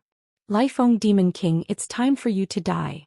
Ji Tianxing looked at the Demon King of Lifeng coldly and poured vital core into the seal of mountains and rivers again. He was ready to kill the Demon King of Lifeng in one blow. Although he did not have the incantation, forcibly activating the power of the seal of mountains and rivers would consume a lot of vital core. However, he did not care. As long as he could kill the Demon King of Lifeng, it would be worth it no matter how much vital core he consumed. However, at this moment in the sky above the forest thousands of meters behind him, a mocking sneer suddenly sounded. Demon King of Lifeng, you can't even take down a worm at level 3 of the Tianyuan stage. How dare you report to the Demon King? Humph. No wonder the Lifeng tribe is getting weaker and weaker. With your abilities and tricks, you should go back to the northern desert. Don't embarrass our tribe. It was a slightly sharp male voice. His words were full of undisguised disdain and contempt. Ji Tianxing immediately frowned and turned to look behind him. In the sky behind him, a skinny demon clan man wearing a blood-red robe was walking over. The male demon looked a little strange. His skin was pale and bloodless like a corpse. His dark red waist-length hair was tied into 3 braids. A few fangs were exposed in his flat mouth and blood was dripping from them.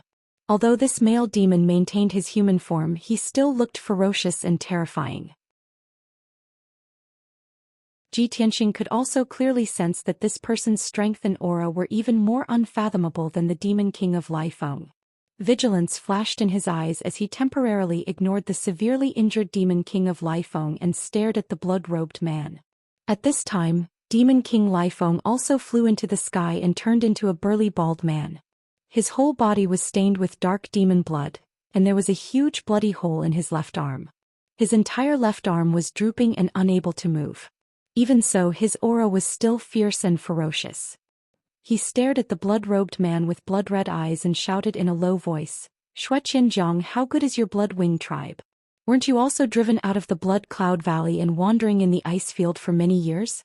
Moreover, Ji Tianxing was targeted by me first. Everything should be first come, first served." Before Demon King Lifeng finished his words, he was interrupted by the blood-robed man Xianxia. He looked up and laughed and said in a contemptuous tone, "Ha! That's right, first come, first served is the default rule. But you have already made a move and you failed to trap Ji Tianxing. Instead you were injured by him. Since you didn't succeed, it's time for me to make a move. Demon King Lifeng, you stay aside. Now I will let you see with your own eyes how I will capture Ji Tianxing, and how I will present him to His Majesty the Demon King and receive his reward." Demon King Lifeng was furious, and his eyes were filled with murderous intent. But his strength was weaker than Xianxia, and now that he was seriously injured, it was impossible for him to fall out with Xianxia. He gritted his teeth and retreated to the distant sky to watch the battle. He gritted his teeth and shouted, "Xianxia, if this boy didn't have a magic weapon, I would have already captured him. Since you are so confident, I would like to see what means you have to resist his magic weapon." Demon King Lifeng made up his mind. After Xianxia was injured by the magic weapon, he would return the favor and laugh at him. At that time he would return Xianxia's words to him. However, Xianxia grinned and revealed a smug sneer. "Demon King Lifeng, do you want to see me make a fool of myself? I have been secretly watching the battle for so long. If I didn't have full confidence, why would I show myself?" As he spoke, Xianxia's palm surged with a bloody light, and an old scroll appeared out of thin air. It was a dark red scroll made of an unknown material, and it looked like it had a history of thousands of years. The surface of the scroll was full of cracks, and there were a few irregular gaps as if it would be broken with a touch. However, it was this tattered scroll that was faintly emitting an extremely shocking evil power. Ji Tianxing tried to touch it with his spiritual sense, and was immediately dizzy by the bloody smell in the scroll. He suddenly realized that the extremely old scroll must also be a magic treasure. Sure enough, after Demon King Lifeng saw the ancient scroll, he was immediately stunned and his face was full of disbelief. Is this the scroll from that year? The relic of His Majesty Blood Emperor, the Corpse Mountain and Blood Sea map? Demon King Lifeng's voice was trembling, and it was full of shock and a trace of jealousy. Shui Qianjiang nodded and revealed a smug sneer. That's right. This is the magic weapon that my great-grandfather, the Great Blood Emperor, personally refined. In the war thousands of years ago, the Blood Emperor fell and the Mountain of Corpses and Blood Sea map went missing. However, my father and I spent more than 200 years and almost searched the entire northern desert and finally found it. With this magic weapon in hand, I can control monstrous power and create a mountain of white bones and a boundless sea of blood.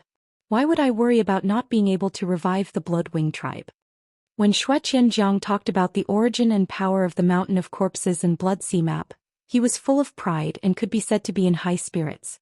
Demon King Lifeng stared at the Mountain of Corpses and Blood Sea map, and was stunned for a long time before he came back to his senses. He nodded dejectedly and said in a low and dry voice, Shui Qianjiang, no wonder you were so arrogant. You knew that the boy had a magic weapon to protect him and you still dared to attack him. Ah, I didn't expect that you really found the legendary Mountain of Corpses and Blood Sea map. You win. You win and Ji Tianqing is yours. The appearance of the Mountain of Corpses and Blood Sea map completely destroyed Demon King Lifeng's hope, and he was both shocked and jealous.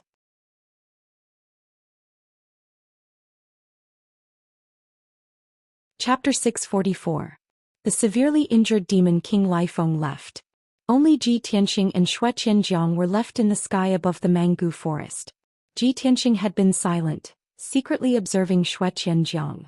The conversation between Shui Qianjiang and Demon King Lifeng made him understand a lot of information. He just realized that there were many people who wanted to capture him as a sacrifice to the Demon Emperor. It was definitely not just Demon King Lifeng and Shui Qianjiang. There were even more Devil King powerhouses watching him in the dark. And Shui Qianjiang in front of him was not only the king of the Bloodwing tribe, but also the descendant of the Blood Emperor. Most importantly, Shui Qianjiang had a treasure called the Corpse Mountain Blood Sea map. He had not figured out how to control the seal of mountains and rivers, but Shui Qianjiang obviously understood the Corpse Mountain Blood Sea map very well. He would definitely be able to unleash a stronger power.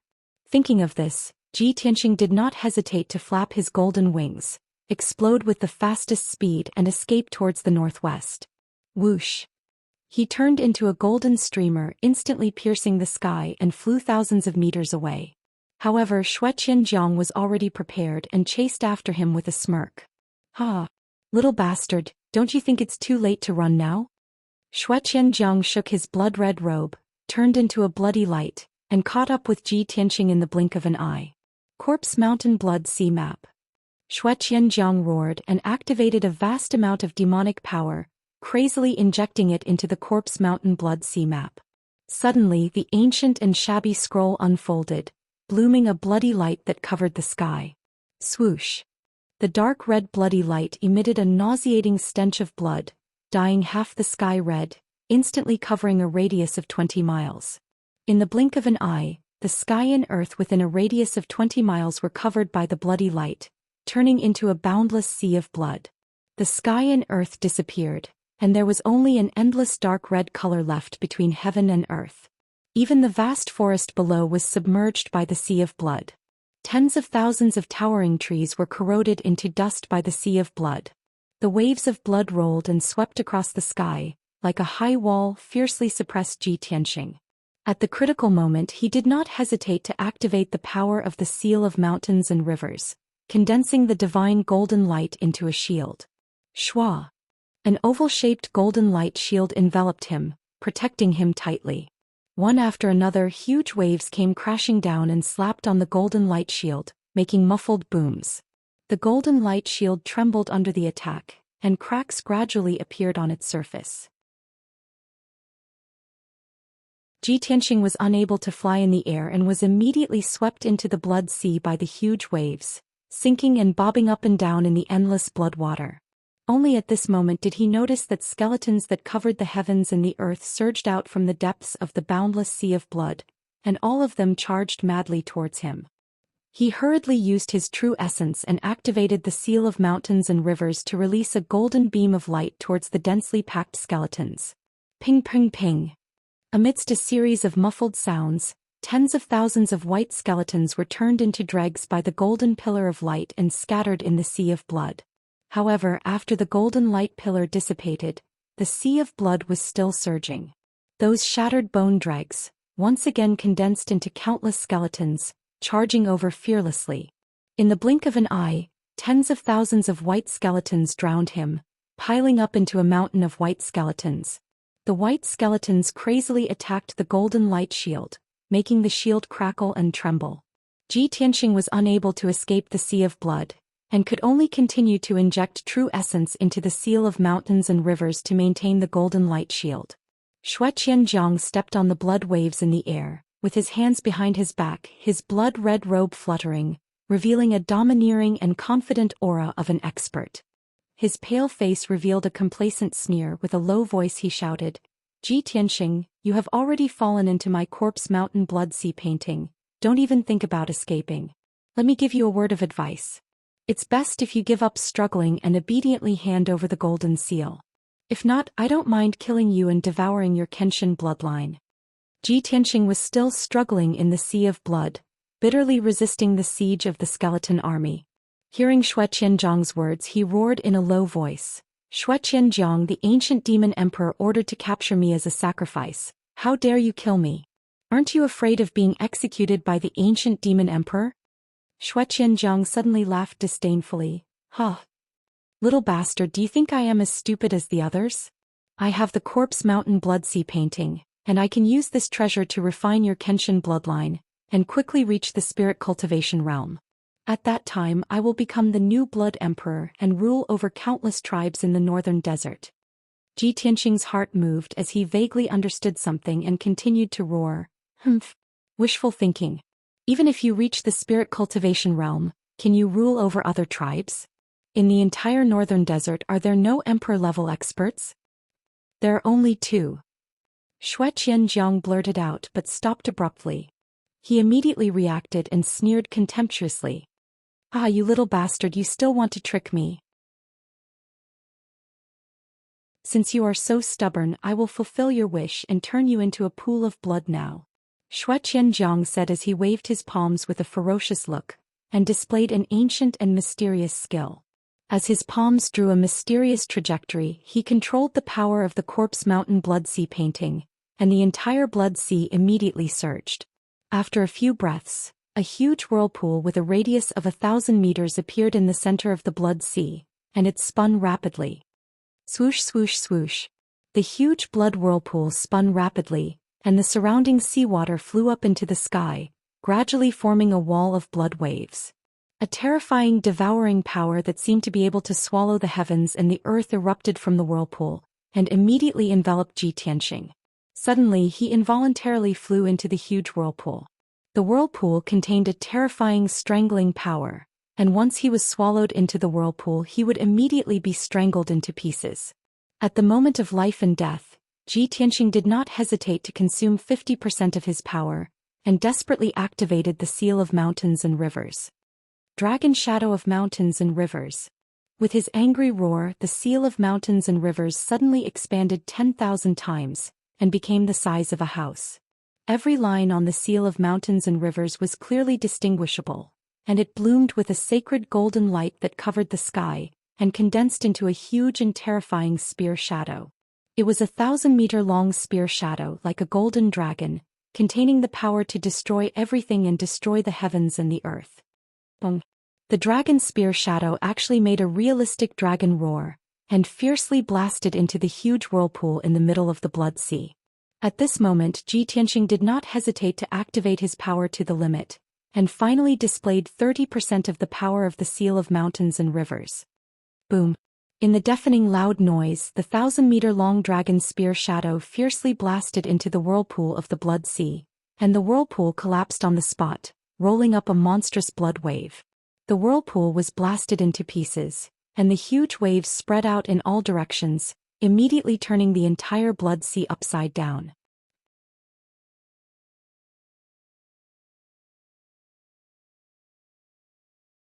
Chapter 645. The whirlpool in the middle of the blood sea collapsed, and the violent power spread to the surroundings. In just a few breaths, the whole blood sea was completely chaotic and fell apart. Amidst the loud rumbling, monstrous waves rolled up in the sea of blood, and a huge crack appeared. An endless amount of blood flowed out of the crack and its power was also rapidly draining away. Seeing this scene, Shui Qianzhang's face immediately changed. He was shocked and roared angrily. "Bastard! You damned reptile, how dare you break this king's family heirloom?"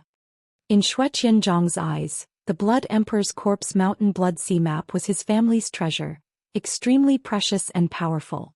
This treasure was his hope to break through to the spirit-refining realm and revitalize the Bloodwing tribe. But now Ji Tianxing had broken a crack in the mountain of corpses and blood sea painting. His heart was aching so much that it was about to bleed.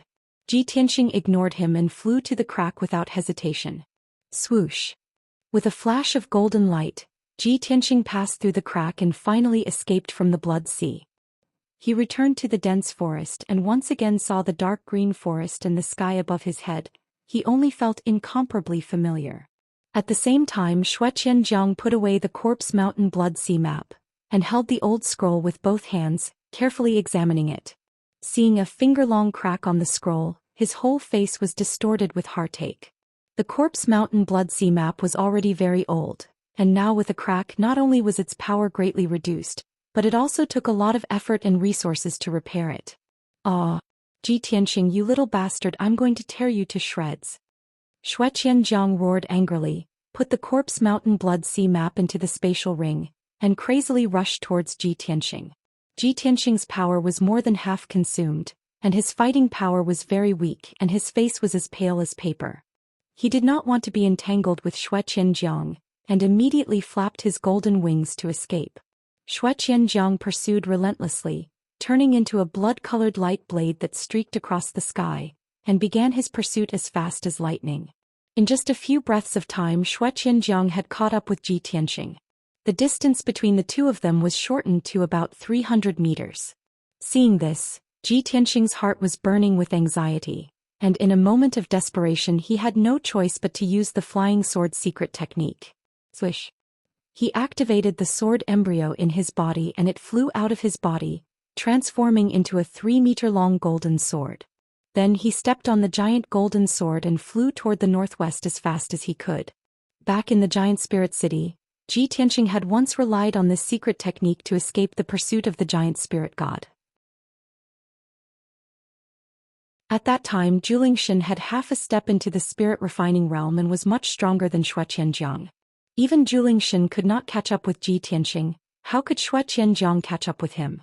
In the blink of an eye, the distance between Ji Tianxing and Shui Qianzhang had increased by several hundred meters. After 100 breaths of time, Ji Tianxing had left Shui Qianzhang more than 10 miles away. Not long after, his figure disappeared into the clouds above the forest, completely escaping from Shui Qianzhang's pursuit.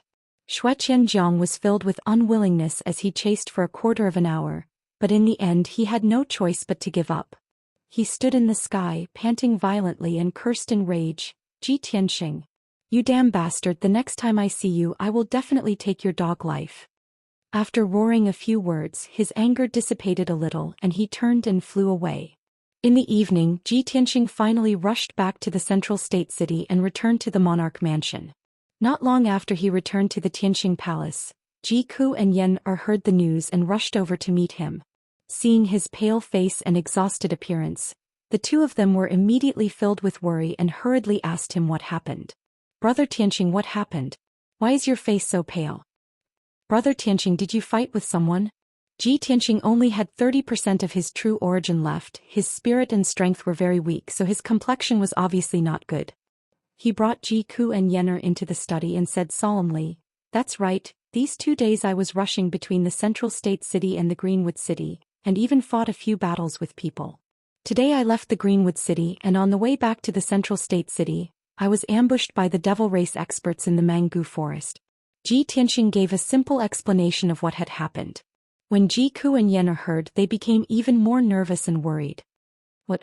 You were ambushed by the devil race experts? The remnants of the devil race are too savage.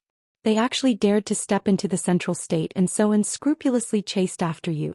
Ji Tianxing nodded and said earnestly, "The ancient devil emperor gave the order, and the devil kings under his command came out in full force, vowing to capture me and refine my bloodline. The devil race came in full force and many Devil King experts must have come to the central state and are secretly moving.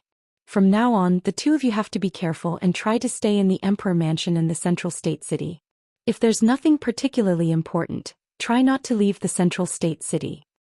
Jiku and Yener understood the urgency of the situation and nodded solemnly.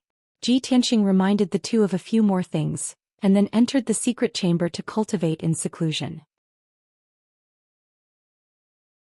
He sat cross-legged in the middle of the secret chamber, holding a spirit stone in each hand, and silently circulating his true origin. After a day and night of circulating his true origin finally recovered.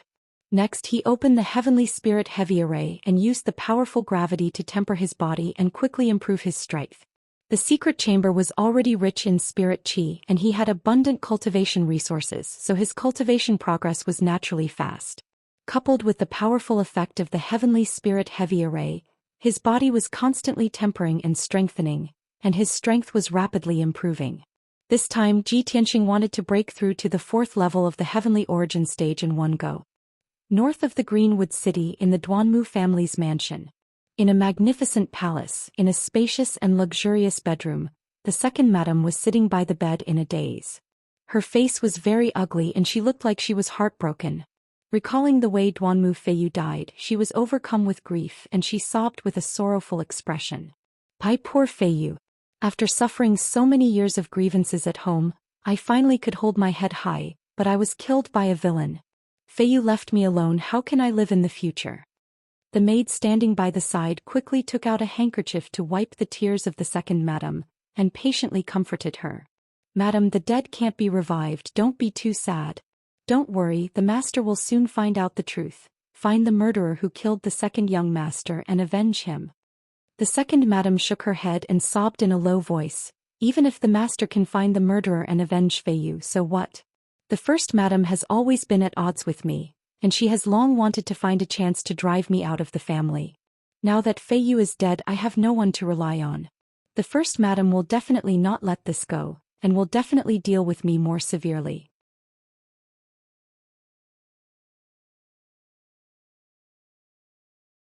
Chapter 646. Second madam's tone was full of despair and helplessness. She seemed to be out of her wits and in a mess. She wasn't like first madam who was born in a rich and powerful family. Even without Duanmu Yulong, she still had the support of her maternal family. Duanmu Feiyu was her support. Now that Duanmu Feiyu was dead, her position in the Duanmu family would be even lower. The maid comforted her for a while, but it was useless. Instead she cried even more sadly. This maid was called second madam's trusted aide. She had been by second madam's side for many years and was highly regarded and trusted. Saw second madam crying in despair. After a moment of contemplation, she suddenly thought of something and immediately came up with an idea. "Madam, this servant has thought of a person who can help you." Second madam raised her head and looked at her with teary eyes. She asked, "Who can help me now?" Said with a solemn expression, "Madam, have you forgotten? Your adoptive father is still in Central Continent City. He will definitely support you and help you solve this disaster." "Adoptive father?" Second madam was stunned. She quickly wiped the tears from her eyes and nodded. "That's right. I can still ask adoptive father for help. Although I have rarely contacted him after marrying into the Duanmu family, he has many tricks. But he has a lot of tricks up his sleeve. He can definitely help me get rid of that bitch. The only person who can threaten me is first madam. Regardless of whether Feiyu was killed by her or not, she won't let go of this opportunity. I can't just sit and wait for death. I must take this opportunity to take the initiative and topple first madam as soon as possible. Only then can I get rid of my worries." Second madam had someone to rely on and her backbone, so she quickly calmed down. She thought for a moment and then had bring a pen and paper. She began to write a letter to adoptive father. After she finished writing the letter, she handed it to Yi and instructed in a serious tone, "Immediately arrange for reliable people to send this letter to the underground ghost city in Central Continent City. As you command." Yi took the letter and quickly bowed before leaving the room. Second madam looked out the window with a gloomy expression. A cold light flashed through her eyes. Adoptive father's hands and feet are crippled and his strength is constantly declining. He has been hiding in the underground ghost city like a crazy drunkard, muddling through his days. But after all, he is experienced and good at using all kinds of sinister methods. He can definitely help me get rid of First Madam. Second Madam was only the daughter of a small family back then. Apart from being a bit beautiful and scheming, there wasn't much else that stood out about her. Her adoptive father, Zhou Xian, had contributed a lot to her being able to climb up the social ladder and successfully marry into the Duanmu family. Many people in the Duanmu family thought that after Second Madam woke up, she would definitely make a big fuss and cause chaos in the residence. Duanmu Huang and the other elders had already made the necessary preparations. However, in the next 2 days, Second Madam didn't cause any trouble. She had stayed in her room waiting. Late at night on the third day, the maid Yi quickly walked into the Second Madam's room and respectfully reported the news. Madam, Grandfather Hua has arrived. He's waiting for you in the secret room. Hearing this, Second Madam's spirit was suddenly shaken. Her eyes flashed with hope. Adoptive father is finally here. Yi, come with me to the secret room. Second Madam took Yi out of the room. They entered a secret passage that led to the palace's underground and hurried to the secret room for practice. Not long after, they reached the end of the passage and came to the door of a stone room. Yi, guard outside the door. Second Madam instructed. She raised her hand to push open the stone door and entered the dimly lit secret room. This secret room wasn't big. It was only 10 meters in radius. There were many Tianyuan arrays set up inside, which were very hidden and confidential. The secret room was empty. There was only a white jade table and 2 stone stools. As soon as Second Madam entered the secret room, she saw a black figure sitting in front of the stone table. It was an old man in a black robe. He wasn't tall or sturdy. In fact, he looked very thin and weak. His waist was bent and he looked a little sloppy. Under his loose black robe, it was obvious that he was missing a left arm and a right leg. His long, messy hair covered half of his face. Half of his face was exposed. There were 2 raised scars. In his deeply sunken eye sockets, there was a flickering eye. The black-robed old man sat quietly by the stone table.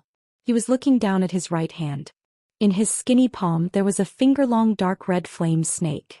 It was spiraling and dancing in a lively manner. Second Madam walked to the old man and bowed respectfully. She called out, "Adoptive father." The black-robed old man was her husband, Zhou Xian. Zhou Xian didn't look up. He was still staring at the flame snake in his palm. He said in a low and hoarse voice, "Shutong, if I remember correctly, you haven't contacted me for 10 years, right? Could it be that you only think of this old man when you're in trouble?" Hearing this, Second Madam was a little embarrassed. She quickly bowed and explained with a smile, "Adoptive father, you've misunderstood me. Shutong knows that you don't like to deal with people. You just want to spend your days in peace, so Shutong doesn't dare to disturb you." Without waiting for Second Madam to finish speaking, Zhou Xian interrupted her and said in a low voice, "No need to explain. If I blame you, I wouldn't have come today." Hearing this, Second Madam was relieved. She quickly asked, "Adoptive father, does that mean you agree?" Zhou Xian said in a calm and indifferent tone, "Of course. I can help you deal with First Madam and help you secure your position as Madam. However, I also need you to do something for me." Second Madam nodded without hesitation and said, "Don't worry, adoptive father. As long as it's within Shutong's power, I won't refuse." Zhou Xian turned over his palm. The flame snake in his palm disappeared and was replaced by a scroll. He put the scroll on the stone table and said to Second Madam, "Adoptive father has always wanted to deal with an old matter. Now there's finally some progress. The person in the portrait has come to Zhongzhou City. You have to find a way to find this person and capture him for me." Second Madam hurriedly reached out to pick up the scroll and unfurled it. When she saw the person in the portrait, she was immediately stunned. That was because the person in the portrait was a little boy who was a little over 10 years old. Although the boy was young, he was very handsome. There was a majestic aura between his eyebrows. It was obvious that he came from a noble background. Moreover, although he was a human youth, he had long dark red hair. There was also a red flame mark on his forehead. It was quite exotic. Although Second Madam was puzzled, she didn't say anything. She stared at the portrait for a moment, then solemnly put away the scroll.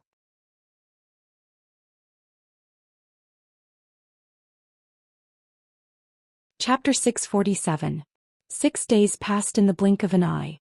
It was early in the morning and the monarch's residence was as peaceful as ever. To the southeast of the mountain range, there was a mirror-like lake with a radius of 100 miles. It was Graceful Cloud Lake. The lake was surrounded by mountains and was shrouded in clouds. The lake water was so clear that one could see the bottom. It contained strands of 5-colored spirit energy that refracted colorful lights, making it seem like a dream. This lake was one of the scenic spots in the monarch's residence. Although Graceful Cloud Lake's location was a bit remote, there were always people with stories who would come here to relax and enjoy the scenery. At this moment, under a 1,000-year-old tree by the lake, there stood a beautiful woman in a long green dress. She was tall and graceful with a pure and beautiful face. Although she didn't wear any makeup or jewelry, it couldn't hide her natural beauty. Moreover, she had an innate noble and demure temperament, like an orchid in an empty valley, quiet and fragrant. She was Ensuan, who had just become a heavenly consort not long ago. Ensuan stood under the ancient tree, her clear eyes staring at the sparkling lake. Her expression was as calm as water, but there was a hint of worry between her brows. A gentle breeze blew against her face, causing her long hair to sway and dance gently. However, this beautiful lake couldn't dispel the melancholy in her eyes or the melancholy in her heart. And the person who could make her feel melancholy was her lover, her current husband, the son of heaven, Long Yunxiao. The imperial court had already held a grand wedding for her and the son of heaven, and had even invited all the powerful cultivators of the human race to attend the ceremony. Now that she was a well-known heavenly consort, all the women in the world were envious of her. After the wedding, the son of heaven even brought her into the monarch's residence. She wasn't the imperial son, but she was able to live and cultivate in the monarch's residence as a heavenly consort. It was a most fortunate thing and an honor for her. She ought to be happy and proud. But now she couldn't feel happy at all. When the son of heaven chose her as his heavenly consort, she had a premonition that she would become the heavenly consort who was closest to others, but farthest from others. Now her premonition had finally come true. On the night of the wedding, the emperor would rather drink himself into a stupor in the study room than return to his room to sleep. The emperor didn't even remove her red veil and let her sit in her room for the whole night. Although the emperor brought her into the emperor's mansion, he never looked for her again after settling her down. Half a month had passed. Ensuan's uneasiness and melancholy grew stronger and stronger. Therefore she came to Yunxiao Lake early in the morning to relax. Unknowingly, Ensuan had been standing under the tree by the lake for more than 2 hours without moving a single step. At this moment, in the sky not far behind her, there was a clear chirp of a bird and a woman's voice. Birdjun, sister. This crisp female voice broke the tranquility of the lakeside. Ensuan snapped out of her daze and turned her head to look behind her. She saw a spiritual bird with pure white feathers flying towards her. Standing on the back of the spirit bird was a woman wearing a long dress, a jade crown and a golden hairpin. That woman was about 18 or 19 years old. She had a graceful figure and a beautiful face. Compared to Ensuan, she wasn't inferior. The only difference was that their temperaments were different. When Ensuan saw her face clearly, she was also startled. A trace of surprise appeared on her charming face. Swoosh! In the blink of an eye, that white spirit bird flew to the lakeside and landed. The woman in the palace dress jumped onto the grass by the lakeside and walked towards Ensuan. Sister. Oh no, I should call you heavenly consort now. The woman in the palace dress arrived in front of Ensuan and bowed. She asked with a smile, Heavenly consort, why are you here? Ensuan looked at the woman in the palace dress and frowned in confusion. She asked, Huixin, why are you in the emperor's mansion? Without a doubt, the woman in the palace dress was Lan Huixin. She saw that Ensuan's expression was strange and seemed to be deeply worried. She asked with concern, Heavenly consort, you just got married to the emperor. This is a joyous occasion for the whole world to celebrate. You don't seem to be happy. Could it be that something happened? When Ensuan heard Lan Huixin's words, her lips curled into a self-mocking smile. She shook her head lightly and said, Little sister Huixin, don't call me heavenly consort. You should just call me sister. And Lan Huixin widened her eyes slightly and revealed a puzzled expression. Sister, and what's wrong? Could it be that you and the emperor quarreled? And Suan shook her head again and said calmly, "The emperor is incomparably honorable. He's also my husband. How could I quarrel with him?" Lan Huixing revealed a concerned expression and pretended to be worried. She said, "Sisterin, you must have something on your mind for you to come to Yunxiu Lake alone to relax. If you don't mind, why don't you tell little sister about it? Perhaps you'll feel better after you say it." And Suan was indeed feeling depressed. She couldn't find anyone to talk to. At this moment she saw that Lan Huixing was full of concern. After hesitating for a moment she nodded and said, "Thank you for your concern, little sister. It's just that I've been alone for too long and that's why I'm feeling depressed. Everyone knows that a heavenly concubine has an honorable status. To be able to live together with the emperor is a marriage that's cultivated over 3 lifetimes. However, the world doesn't know that when you love someone without any reservations, but that person treats you like a dispensable decoration, what kind of situation and feeling is that?" And Suan opened up her heart and slowly told Lan Huixing the words that had been bottled up in her heart for a long time. Lan Huixing listened quietly and comforted her from time to time. She appeared to be very gentle and kind. She was also quite concerned about Suan. However, Suan didn't notice that in the depths of Lan Huixing's eyes, there was a hint of a sneer that was gloating over Suan's misfortune. The more Suan was ignored, the more depressed she felt. Lan Huixing, on the other hand, became happier and more relieved. Compared to Yunyao, Lan Huixing hated Suan even more. After all, Suan became a heavenly concubine and snatched away the position that she yearned for even in her dreams. After a long time, Suan finally finished speaking the words in her heart and vented her depression. Only then did she calm down. She turned her head to look at Lan Huixing and said with a sincere expression, "Younger sister Huixing, thank you for accompanying me to relax and listen to me nag about these things." Lan Huixing hurriedly waved her hands and said, "Older sister, and you're too polite. Actually, I can't help you much. This is a matter of your relationship with the emperor. If you want to untie the knot in your heart, you must muster up the courage to speak to the emperor clearly. After all, you're now a legitimate heavenly concubine. You don't have to swallow your anger and compromise like this anymore." And Suan shook her head slightly and said with a bitter smile, "I actually want to have a good talk with the emperor and let him understand my feelings.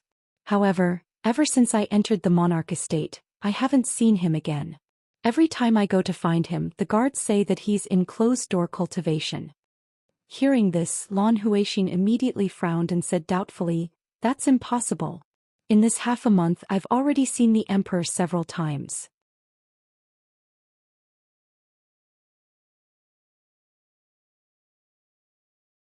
Chapter 648. However, Lan Huixing quickly stopped halfway through her sentence and did not continue speaking. When Suan heard this, her body trembled and her face turned pale. Her emotions, which she had finally managed to calm down, were instantly thrown into chaos. She only felt a sharp pain in her heart, as if it had been stabbed by a sword. It was so painful that she couldn't breathe. When Lan Huixing saw her reaction, she hurriedly waved her small hands and explained anxiously, "Big sister, I didn't say anything just now. Don't take it to heart." And Suan's heart had already been stabbed by a sword. How could she not take it to heart? She took a deep breath and suppressed the pain in her heart. She tried her best to remain calm and asked, "Little sister Huixing, is what you said just now true? Why does the Son of Heaven visit Yunyao every 2 or 3 days? How do you know?" Lan Huixing pretended to be hesitant and remained silent. She looked like she wanted to say something but stopped herself. And Suan patiently asked, "Little sister Huixing, the Son of Heaven is infatuated with Yunyao. This is something everyone knows. You don't have to worry about it. There's no harm in saying it." Lan Huixing nodded and said with a serious expression, "I was able to enter the monarch estate because I was saved by Yunyao. I stayed by her side as a female official and managed the maids in Yunyao's palace. I know very well who goes in and out of Yunyao's palace every day. In the past 2 months, the Son of Heaven would come to Yunyao's palace every few days to find Yunyao. I saw this with my own eyes. Every time they met, they would stay in a secret room for about half a day. Outsiders aren't allowed to enter the secret room. I don't know what they're doing either." When she heard this, Suan's body trembled again and her face turned as pale as paper. Her heart hurt even more. Her vision turned black and she almost couldn't stand straight. A man and a woman alone in a room and no one is allowed to see them. What else can they do? And Suan revealed a bitter and cold smile. Her aura became desolate. It was obvious that she was heartbroken. Lan Huixin hurriedly supported her and muttered angrily, "Big sister, and you're a heavenly consort now. You can't continue to endure this. Otherwise you'll be even more miserable in the future. If I were you, I definitely wouldn't sit by and do nothing about this. After all, the emperor has already taken you as his concubine, and he still has an affair with another woman. This is really immoral and damaging to the dignity of the imperial court. Although I also think that it's inappropriate for them to do this, I don't have the right to talk to the emperor, nor do I dare to criticize Yunyao. After all, I'm her servant." And Suan's heart was filled with despair, and a strong sense of anger began to well up within it. After hearing Lan Huixin's words, she nodded with a determined expression and said, "That's right. Although I love the Son of Heaven deeply, I will not compromise to this extent. I'm going to look for Yunyao now and talk to her face to face." As soon as she finished speaking, Suan turned around and prepared to leave Yunxiu Lake and head towards Yunyao Palace. Lan Huixin hurriedly pulled her towards the spirit beasts and birds by the shore. "Sister, it just so happens that I'm also going back to Yunyao Palace. Let me take you there." And Suan didn't say anything. She only nodded. Soon after, the two of them left Yunxiu Lake on the spirit beasts and flew towards Yunyao Palace. About an hour later, the spirit beasts and birds landed outside Yunyao Palace. After the two of them landed, Lan Huixin hurriedly instructed Suan, "Sister, I'm going back to the palace first. Come visit me later. If Yunyao asks, you mustn't say that I told her. I'm now her official. If she finds out that I told you these things, she definitely won't let me off." And Suan nodded with a solemn expression and said, "Sister Huixin, don't worry. I'm already very grateful that you're willing to tell me these things. Of course, I'll keep it a secret for you." Lan Huixin was finally relieved. She stepped through the gates of Yunyao Palace and returned to the palace. And Suan stood outside the palace for about a quarter of an hour. Then she walked up to the main gate and informed the guards of her purpose for coming. "Go report to Miss Yunyao. Tell her that Heavenly Consort Suan has come to visit and wants to talk to her face to face. Heavenly Consort, please wait here for a moment." The guards bowed and hurriedly entered the palace to report the news. And Suan stood outside the gates and waited patiently. Not long after, the guards returned and led her into Yunyao Palace. They walked towards the reception hall. When she entered the hall, she saw that Yunyao was already sitting at the head of the table. Yunyao was looking at her with a calm expression. Yunyao didn't know that Heavenly Consort was coming. "Please excuse me for not going out to meet you." Yunyao stood up and bowed when she saw Suan enter the hall. She then instructed the maid beside her, "Prepare a seat for Heavenly Consort and serve her tea." Suan walked into the hall and stood still. She looked at Yunyao coldly and said in an indifferent tone, "No need. I'm only here to talk to you face to face. I'll leave once I'm done." Yunyao frowned slightly when she saw Suan's reaction. She was secretly puzzled. "It seems like Suan came with ill intentions. But I didn't offend her?" Thinking up to this point, she waved her hand and dismissed the maids in the hall. "You're all dismissed." After the maids left, only Yunyao and Suan were left in the hall. At this moment, Suan finally spoke. "Miss Yunyao, everyone knows that the emperor is infatuated with you. Why don't you accept him?" Yunyao's expression changed slightly.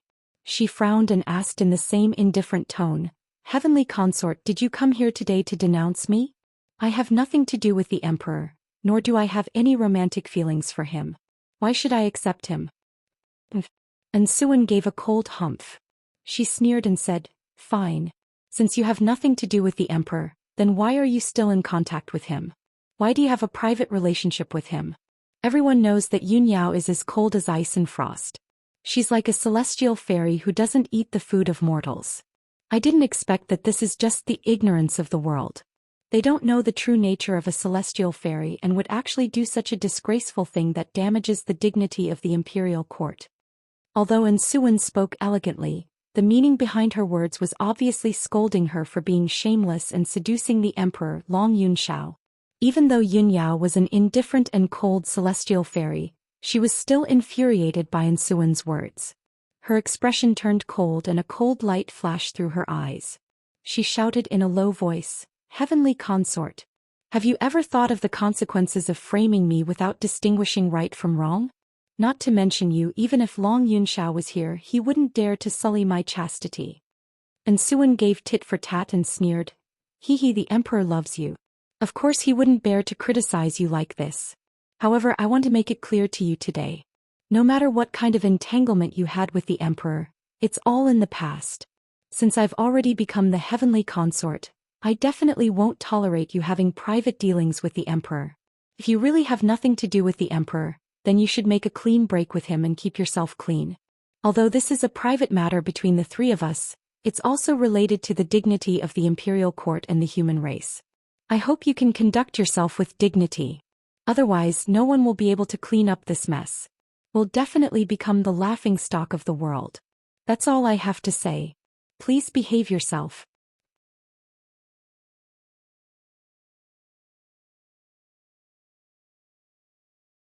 Chapter 649. Yun Yao sat on the seat of honor and watched Suan's departing figure. Her brows were tightly furrowed and her eyes were filled with anger. Early in the morning, Suan came to Yun Yao Palace to look for her and scolded her to her face. She even gave her a warning. However, she didn't do anything and never had any private interactions with Long Yunxiao. Suan's words were completely baffling to her and she felt incomparably wronged. What the hell was this? Yun Yao was so angry that she couldn't breathe properly. She sat on the throne for a long time before she finally calmed down. 15 minutes later, she suppressed her anger. Her expression and temperament returned to normal, and she became as cold as ice again. She stood up and walked out of the main hall, about to leave Yun Yao Palace. When she walked out of the main hall, she happened to meet the female official Lan Huixin. Lan Huixin saw that her aura was cold and her expression was indifferent. She quickly went up to her and asked with concern, "Big Sister Yun, what happened? Where are you going?" Yun Yao glanced at her and said calmly, "It's nothing. I'm going to Tianxing Palace to discuss some important matters with Imperial Prince Tianxing. No matter who comes to visit today, they will all be rejected." After saying that, she rode her spirit crane into the sky and rushed towards Tianxing Palace. Lan Huixin stood at the entrance of the main hall and watched the spirit crane fly into the distance. Her lips curled into a sneer. After being scolded by that silly woman Suan, you're going to complain to Ji Tianxing with a heart full of grievances? I'd like to see if Suan can still keep her position as heavenly consort after the three of you make a fuss. When Yun Yao arrived at Tianxing Palace, it was already close to noon. The guards guarding Tianxing Palace's entrance were very familiar with her. When they saw her, they immediately opened the door to welcome her. The guards led Yun Yao into Tianxing Palace. They didn't go to the reception hall and went straight to Ji Tianxing's study. Not long after Yun Yao waited in the study, Ji Tianxing rushed over after hearing the news. When Ji Tianxing stepped into the study, Yun Yao's eyes stared at him. She carefully sized him up and immediately revealed a look of surprise. Although Ji Tianxing was dressed as usual, wearing a white robe with cloud patterns and a clear jade belt around his waist, he appeared to be in high spirits and extraordinarily handsome. However, Yun Yao could clearly feel that Ji Tianxing's aura had become even more domineering and fierce. It seemed that his power had improved again. At this moment, Ji Tianxing walked over and sat down in front of her. He smiled and asked, "Yao Yao, what are you looking at? It's only been a few days and you don't recognize me anymore?" Yun Yao ignored his teasing and asked seriously, "Tianxing, I haven't seen you for a few days. It seems that your cultivation has made a breakthrough again." Ji Tianxing nodded and said with a smile, "That's right. On my way back from Azurewood City, I was ambushed by 2 Devil King powerhouses. After I came back, I went into seclusion to cultivate. After 6 days and 6 nights of seclusion, I finally broke through to the 4th level of Sky Origin stage." Hearing this, Yun Yao was shocked. She praised with a complicated tone, "It's only been 2 months since you broke through to the 3rd level of Sky Origin stage. Tianxing, the speed of your growth is really unprecedented in the past and will never be surpassed." Although Ji Tianxing accidentally created another miracle, which made his sweetheart shocked and praised him, he wasn't arrogant. However, he wasn't arrogant and complacent. He calmly explained, "Yao, you know how powerful the sword god is. I have the bloodline of Kenshin, so my cultivation speed is much faster than ordinary geniuses. For me, there is no bottleneck from the first level to the 9th level. It's a smooth journey. Only when I break through a level I will encounter a bottleneck and spend more time. Luckily, Yun Yao and Ji Tianqing had known each other for a long time. She had seen him turn from a useless young master to a peerless genius. She was shocked by Ji Tianqing too many times. She had gradually gotten used to his monstrous talent and the miracles he created. The two chatted for a while. Ji Tianqing asked seriously, Yao Yao, why did you come to see me? Yun Yao said seriously, this morning someone from the Hidden Cloud Pavilion reported to me that they found out about the Duanmu clan. I don't know what happened to the Duanmu clan. The First Lady couldn't bear the pain of losing her son. She suddenly lost her mind and stabbed Duanmu Huang. She was locked up in the clan's forbidden area. The position of the First Lady of the Duanmu clan is vacant. The clan has been in a bit of chaos recently. It's not peaceful. When Ji Tianqing heard the news, he was stunned for a moment before he revealed a playful smile. Duanmu Yulong has been dead for 3 months. If the First Lady couldn't bear the pain of losing her son, she would have gone crazy long ago. How could she only go crazy now? It seems that the Duanmu clan has started to fight among themselves. The First Lady obviously lost. Yun Yao nodded and said, that's right. The more they fight among themselves, the more advantageous it is for us. The internal strife will gradually weaken the Duanmu clan's power. It will also make Duanmu Huang busy and unable to deal with our plan. Ji Tianqing pondered for a moment. Then he said seriously, let's wait and see. Let them fight among themselves. Yao Yao, tell the Hidden Cloud Pavilion to keep an eye on the Duanmu clan. If there's any news, tell me as soon as possible. As for the next plan, we'll act according to the situation. The two had just finished discussing business when hurried footsteps were heard outside the study. Then Jika's voice sounded outside the door. Big brother Tianqing, something bad has happened. Ji Tianqing frowned. He waved his hand and released a golden light to open the door. Jiku rushed into the study anxiously and quickly said, Big brother Tianqing, Yenner is missing.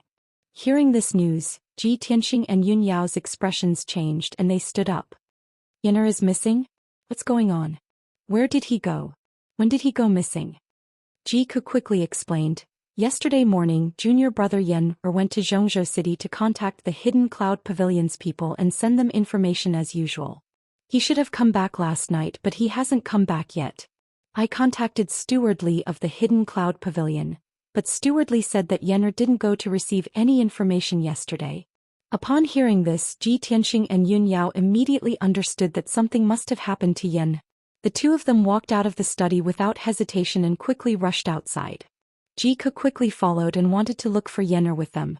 However, Ji Tianqing waved his hand and told her, Ku Yao Yao and I will go to Zhongzhou City to look for Yenner. You stay in Tianqing Palace and don't leave. Wait for our news. Jika had no choice but to stay in Tianqing Palace. She said worriedly, Big brother Tianqing, you must be careful. Don't let anything happen to you. Ji Tianqing nodded and summoned Qianyu from the 100 Treasures brocade pouch. He and Yun Yao rode Qianyu out of Tianqing Palace and rushed to the exit of the Monarch Mansion. After the two of them left the Monarch Mansion and entered Zhongzhou City, they first rushed to the branch of the Hidden Cloud Pavilion and asked Steward Li about the specific situation.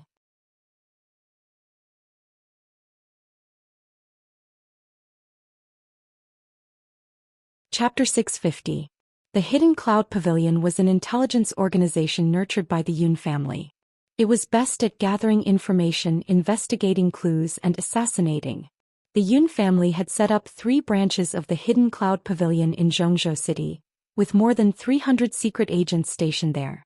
Deacon Li was in charge of the Southern City branch, with more than 100 secret agents working under him.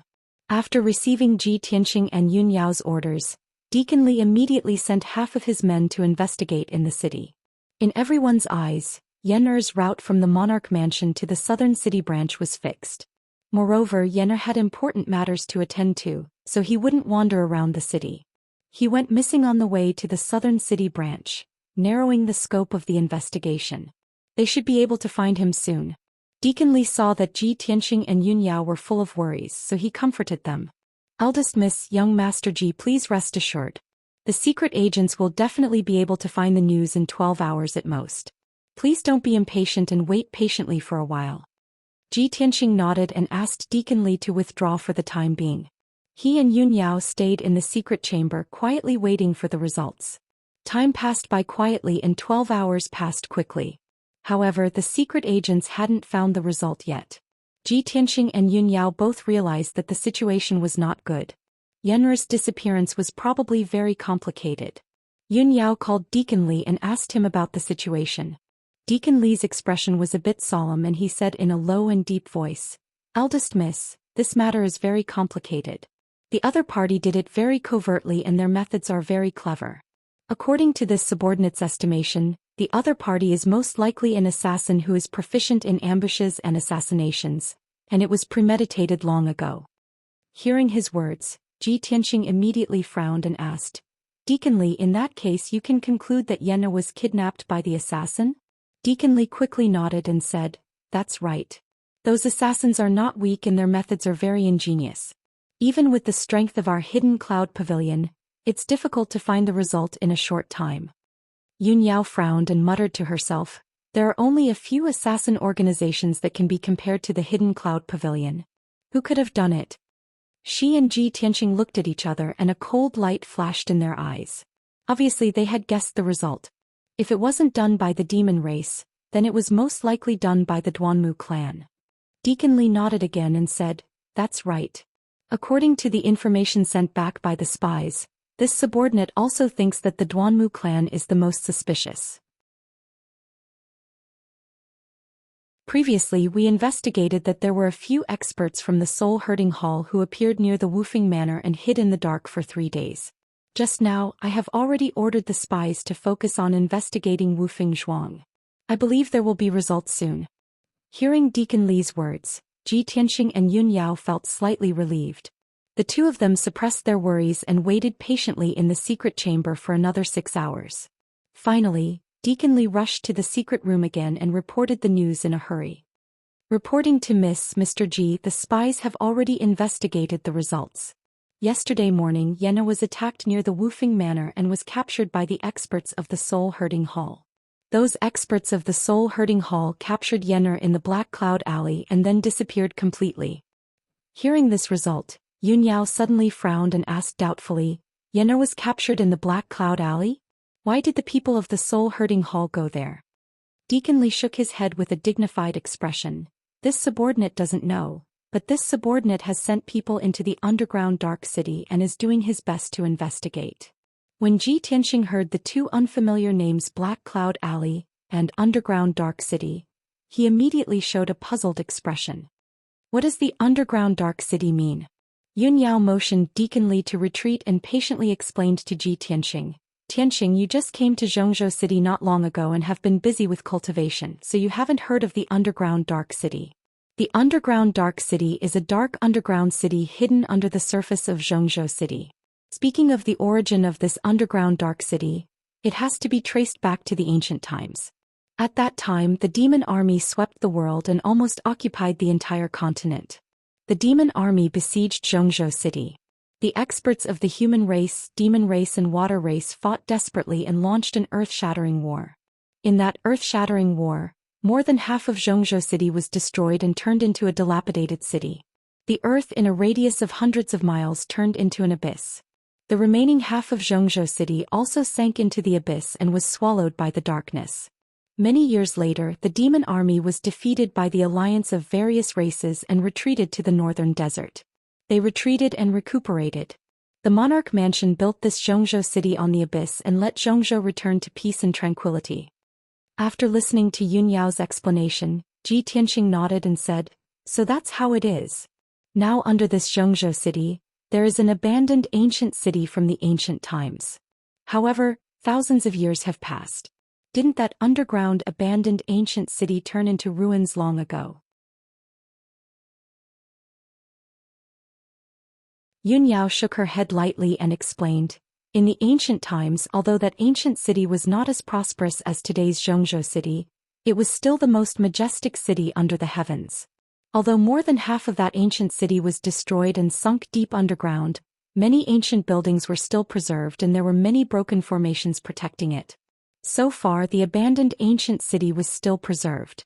Many martial artists from all walks of life lived there, and there were also many evil people and evil people hiding there. That abandoned ancient city became a place to hide evil. It was full of darkness and murderous aura, so it was called the Underground Dark City. There are several entrances to the Underground Dark City. Black Cloud Alley is one of the entrances. Ji Tianxing roughly understood what kind of place the Underground Dark City was. He asked with a grave expression, since the Underground Dark City is so dark and violent, Yenna was captured by Soul Shepherd Hall's people. His situation must be very dangerous. However, why didn't Soul Shepherd Hall's people take him back to Duanmu family's Qingmu city, but instead to the Underground Dark City?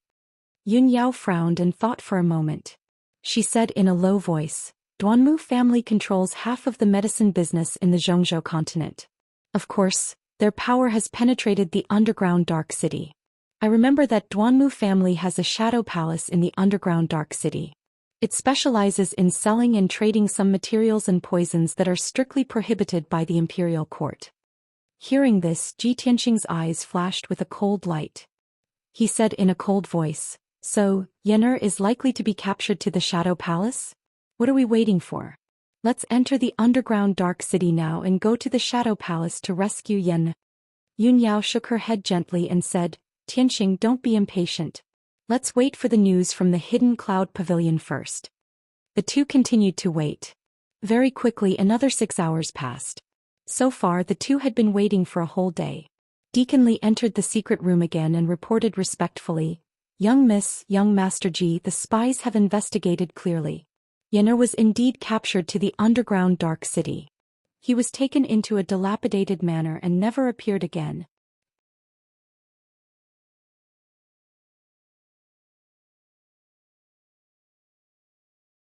Chapter 651. The result of Deacon Li's report caused Ji Tianxing and Yun Yao to be stunned for a moment. Yen was captured and brought into a dilapidated manor? He was actually not captured and brought to the Umbra Palace. What exactly does the Duanmu clan want to do? The two of them glanced at each other in confusion, then hurriedly stood up and left the secret room to rush towards Black Cloud Alley. Deacon Li originally wanted to send a team of spies to protect them, but Ji Tianxing refused. The spies of the Hidden Cloud Pavilion are mostly at the 7th or 8th level of the Origin Core stage, and are utterly unable to be of any help. Deacon Li, you only need to send a spy to lead the way for us. Since Ji Tianxing had spoken, Deacon Li naturally did as he was told, and sent a young spy that was astute and agile to lead the way for Ji Tianxing and Yun Yao. The three of them left the Hidden Cloud Pavilion's branch and rushed towards Black Cloud Alley with their fastest speed. After an hour, the three of them arrived at Black Cloud Alley. When Ji Tianxing saw the situation in the alley clearly, he only felt disbelief. This was a dirty and old alley, and both sides of the alley were low earthen houses, tiled houses and wooden sheds. The ground was full of potholes and was covered in muddy water. Walking in the alley, Ji Tianxing saw over 10 martial artists in ragged clothes that had disheveled hair and collapsed under the eaves of the sheds by the side of the road. There were also a few martial artists that wore tattered armor that walked out from the depths of the alley, and their footsteps were unsteady as they limped through the muddy water. They hadn't even walked close when the stench of alcohol assaulted their nostrils, causing them to raise their eyebrows. These were obviously a few drunkards. Ji Tianxing found it hard to believe that there was actually such a dirty, disorderly and vile alley in the flourishing Central Continent city. If it wasn't for Yun Yao telling him that the depths of Black Cloud Alley was the entrance to the underground city, he would truly suspect that he had entered the slums. The three of them calmly and quietly passed through the alley, and after walking for over 1,000 meters, they arrived at the end of Black Cloud Alley. Before them was a low and old house, and the dilapidated door was dyed with dark red bloodstains. There were 2 huge red lanterns hanging at the door which were still lit with a dim yellow light. Ji Tianxing walked into the house, past the fake mountains and pond in the courtyard, and arrived at the dimly lit hall.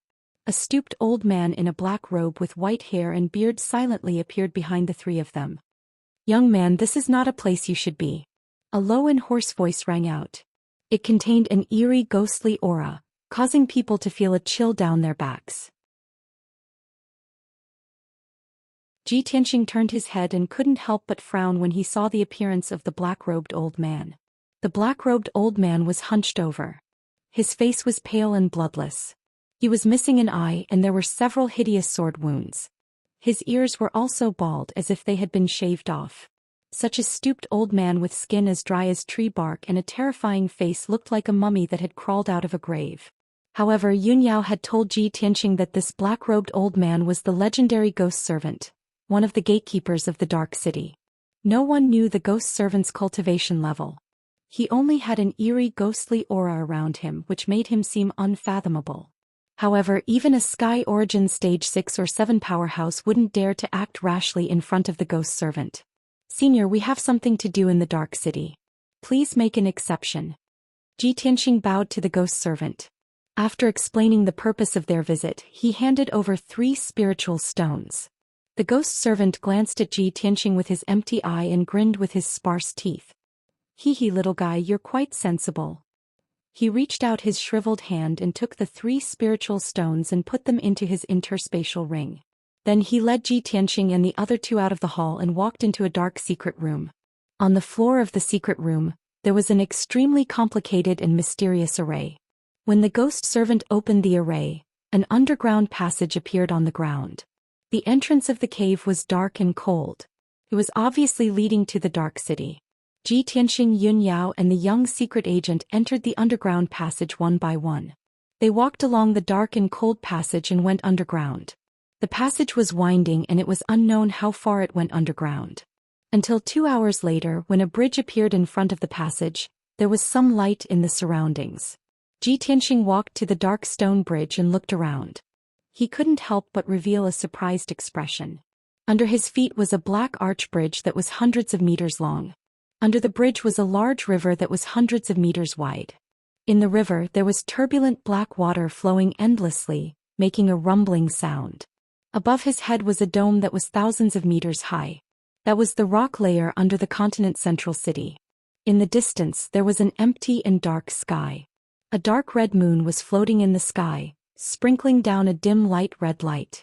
The earth in the distance was very desolate. There were collapsed city walls, attics and halls, collapsed houses and huge statues half hidden in the mud.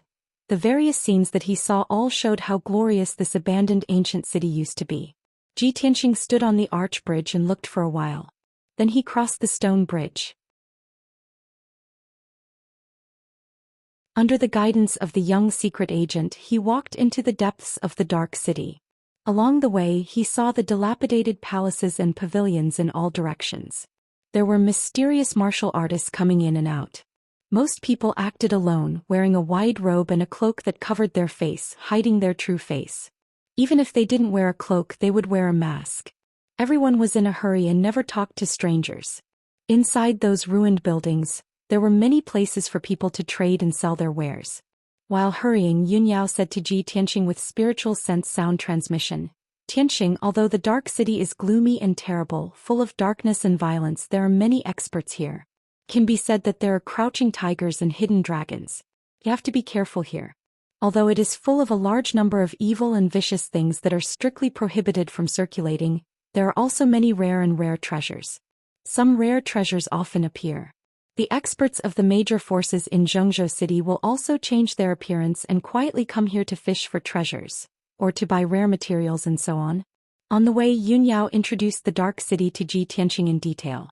Ji Tianxing remembered her words, thinking that it might be useful in the future.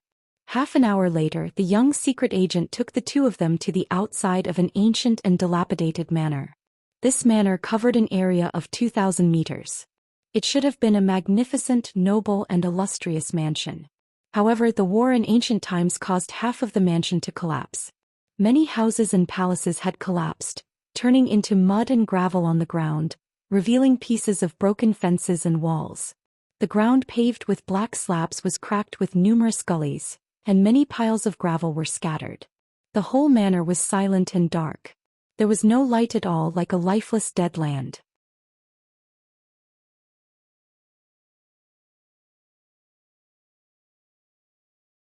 Chapter 652. Ji Tianxing and Yunyao were hiding in a dark corner outside the manor. The 3 of them secretly observed for a while. The manor was still dead silent and there was no trace of light or shadow. Xianxia was worried about Yenra's safety, so he decided to take action. He instructed the young secret agent, "You stay here and keep a lookout outside the manor. Be ready to help us at any time." The young secret agent cupped his hands and bowed. He used his spiritual sense to send a voice transmission. After that, Xianxia and Yunyao restrained their auras and quietly sneaked into the dilapidated manor. They moved towards the depths of the manor. Both of their movements were light and cautious. They did not make any sound. After 15 minutes, both of them passed through the ruins and arrived at the depths of the manor. They arrived outside a huge black palace. This palace was the main hall of the manor. Although the walls were covered with cracks, the entire palace was slightly tilted and looked like it was about to collapse. However, Xianxia detected that this palace was protected by the Heaven Origin Grand Formation, and there were martial artists' auras in the palace. Not only that, but there were also 3 gloomy and dark true origin fluctuations hidden in a few old houses at the back of the palace. Xianxia turned his head to look at Yunyao and sent a voice transmission. "Yao Yao, there are 4 hidden sentries at the back of the palace. However, they are only at the 8th level of the origin core stage. There's nothing to worry about. Wait for me here for a moment. I'll go and deal with them first before I can break the palace's defensive grand formation." Yunyao nodded and sent a voice transmission. "Xianxia, be careful." Xianxia nodded silently. His figure flashed and flew out. After 2 breaths of time, he moved to the back of the palace and was near a few houses in the ruins. When he got closer, he used his spiritual sense to scan clearly. There were a total of 5 houses that were relatively well preserved and 4 of them were occupied. The 4 martial artists were wearing black robes. There were soft armor and heart protection mirrors under their robes. They also carried treasured swords, concealed weapons and crossbows. They were fully equipped. Moreover, the robes of these 4 people were embroidered with the same pattern. Their auras were similarly gloomy and contained the smell of blood. Even though the 4 of them were meditating in the room, they were still on guard at all times. Seeing this scene, Xianxia frowned slightly as a cold light flashed in his eyes. He thought to himself, "Looks like these 4 fellows are the assassins of the Soul Shepherd Hall, the ones who captured Yenna." Relying on his strength, killing 4 8th-level origin core stage experts was simply easy.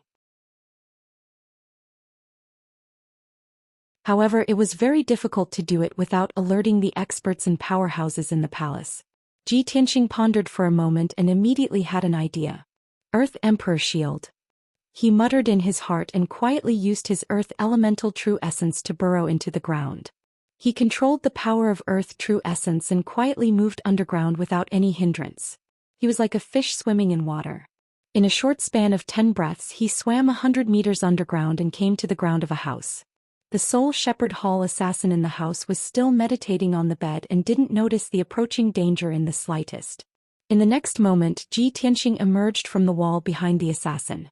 He appeared soundlessly like a ghost.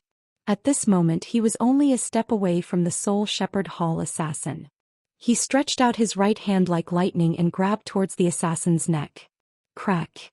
Along with the sound of bones shattering, this assassin's neck was instantly broken by Xianxia and he died on the spot. Until the moment of his death, he still didn't understand what had happened. The assassin's body slowly fell down onto the bed without a sound. Blood was still flowing out from his mouth and nose. And at this moment, Xianxia had already left silently. He moved another 20 steps underground and entered the next room. The black-robed assassin in this room faintly heard a light sound and revealed a puzzled expression. He had just opened his eyes. However, he didn't realize that a person had appeared out of thin air from the dark brown wall behind him. Crack. Another sound of bones shattering was heard. This assassin's neck was also broken by Xianxia.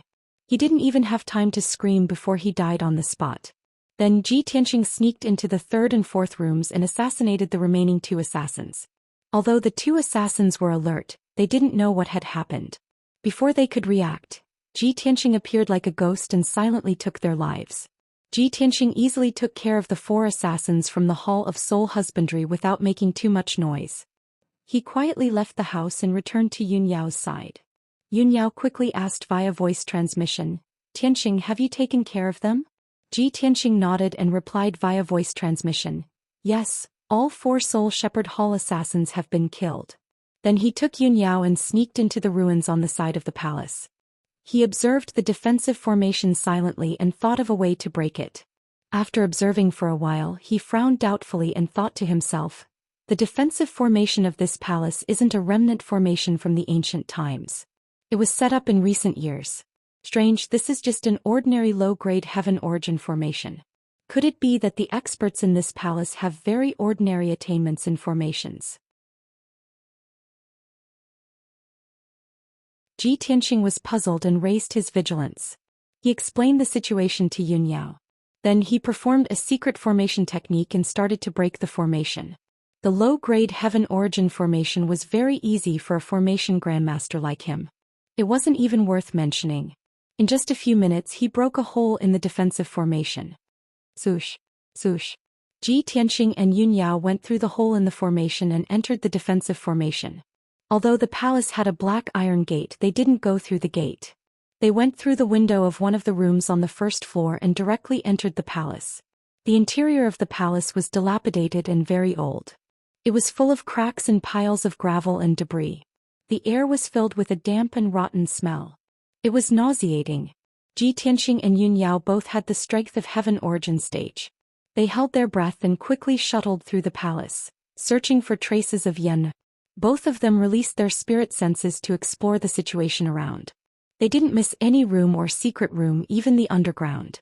Not long after, they searched the entire first floor of the palace but found nothing. They just went up to the second floor of the palace and entered a spacious hall. They were about to use their spirit senses to search. At this time, Ji Tianxing suddenly saw 4 statues standing in the 4 dark corners of the hall. Each statue was more than 3 meters tall. They were dark brown all over and the carvings were lifelike. They didn't look like remnants from the ancient times. In terms of appearance, the 4 statues were all of the demon clan. Half of them were like humans and the other half were like eagles. Ji Tianxing stepped toward one of the statues and prepared to observe it closely. However, the statue suddenly moved and opened its eyes, revealing a pair of dark golden bright eyes.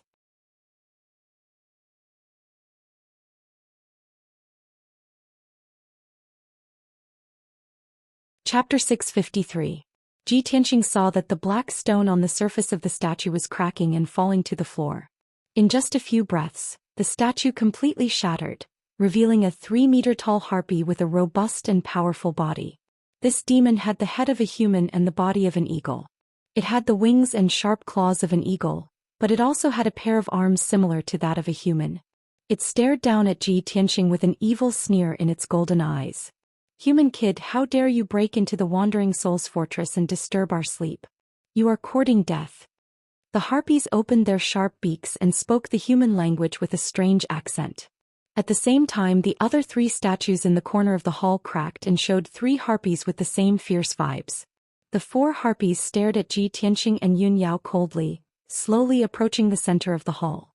Yunyao was holding the cold moon sword, standing side by side with Ji Tianxing, looking around alertly. "Tianxing, this is the golden-eye winged man. It is fast and powerful. It is good at fighting. It is said that this race was wiped out 1,000 years ago. There are only a few golden-eye winged men left. I didn't expect to see 4 of them here." "Golden-eye winged men?" Ji Tianxing raised his eyebrows and casually said, "They are just 4 Sky Origin Stage Level 2 beasts. What is there to be afraid of?" He coldly stared at the golden-eye winged man and asked, 2 days ago, did the Hall of Soul Husbandry catch a human boy and keep him here?" The golden-eye winged man showed a mocking look. "Kid, what is the Hall of Soul Husbandry? I have never heard of it. As for the human boy, I have eaten him long ago. He was delicious. Since you 2 are here, I am going to have a good meal today." Although Ji Tianxing could tell that the golden-eyed winged being was lying, he was still enraged. A cold, killing intent flashed in his eyes. "You are courting death." Ji Tianxing shouted and suddenly waved his hand to shoot out a fiery sword light toward the golden-eye winged man, Red Dragon Flash. The 10-meter-long fiery sword light lit up the spacious hall like a fiery dragon. It was about to hit the golden-eye winged man. The golden-eye winged man's pupils shrank. His body was covered with golden light and he quickly dodged aside. However, no matter how fast he was not as fast as Ji Tianxing's Red Dragon Flash. Bang! With a muffled sound, crimson dragon flash pierced through the chest of the golden-eyed winged man, shattering his heart and internal organs. Its 3-meter-tall body exploded into pieces of flesh and blood, scattering in the corner of the hall. Suddenly the air smelled blood of the golden eye. The other 3 golden-eyed winged beings were smirking coldly, thinking about how to torture Ji Tianxing and Yun Yao. Suddenly they saw that their companion had been killed by a sword strike. The 3 of them were stunned and their golden eyes were filled with horror. Seizing the opportunity, Ji Tianxing used the Golden Emperor Slash and charged toward the other golden-eyed winged man with unparalleled ferocity. Yun Yao also waved her Cold Moon Sword and used the Heavenly Star 5 swords. She slashed out 5 huge sword lights and attacked the golden-eye winged man on the left. The 3 golden-eye winged men finally came back to their senses and roared angrily. They flapped their wings and used a secret technique. They shot out sharp blades of light and shadow to block the attacks of the 2 people. The saber lights and sword shadows of the 2 sides clashed fiercely, creating a loud rumbling sound that reverberated in the hall. An incomparably violent shockwave fiercely struck the hall, causing huge cracks to appear on the ground and walls. The entire palace also shook violently. Ji Tianxing's golden eye slash was unstoppable.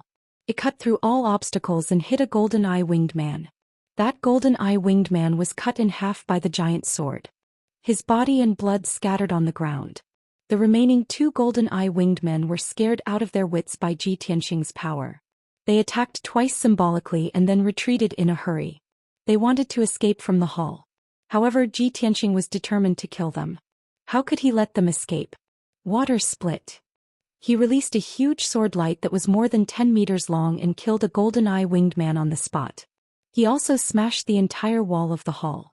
Yun Yao also used the moonlight essence. She slashed out a crescent-shaped light blade and killed another golden-eye winged man on the spot. In the blink of an eye, all 4 golden-eye winged men were killed. The hall was also torn apart. The whole palace was on the verge of collapse. Huge rocks kept falling down. These 4 golden-eye winged men are only guards.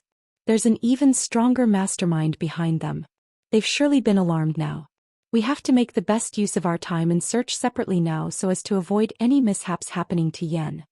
Ji Tianxing was anxious in his heart and instructed Yun Yao via voice transmission. The 2 of them hurriedly left the damaged hall and moved swiftly like a gust of wind on the 2nd floor of the palace as they released their spiritual sense to search for Yenra's whereabouts. The 2 of them acted separately and spent 100 breaths of time to search all the 100+ rooms on the 2nd floor of the palace. However, they were unable to find Yen. Thus, the 2 of them hurriedly rushed up to the 3rd floor of the palace. This floor was obviously a secret place of the palace.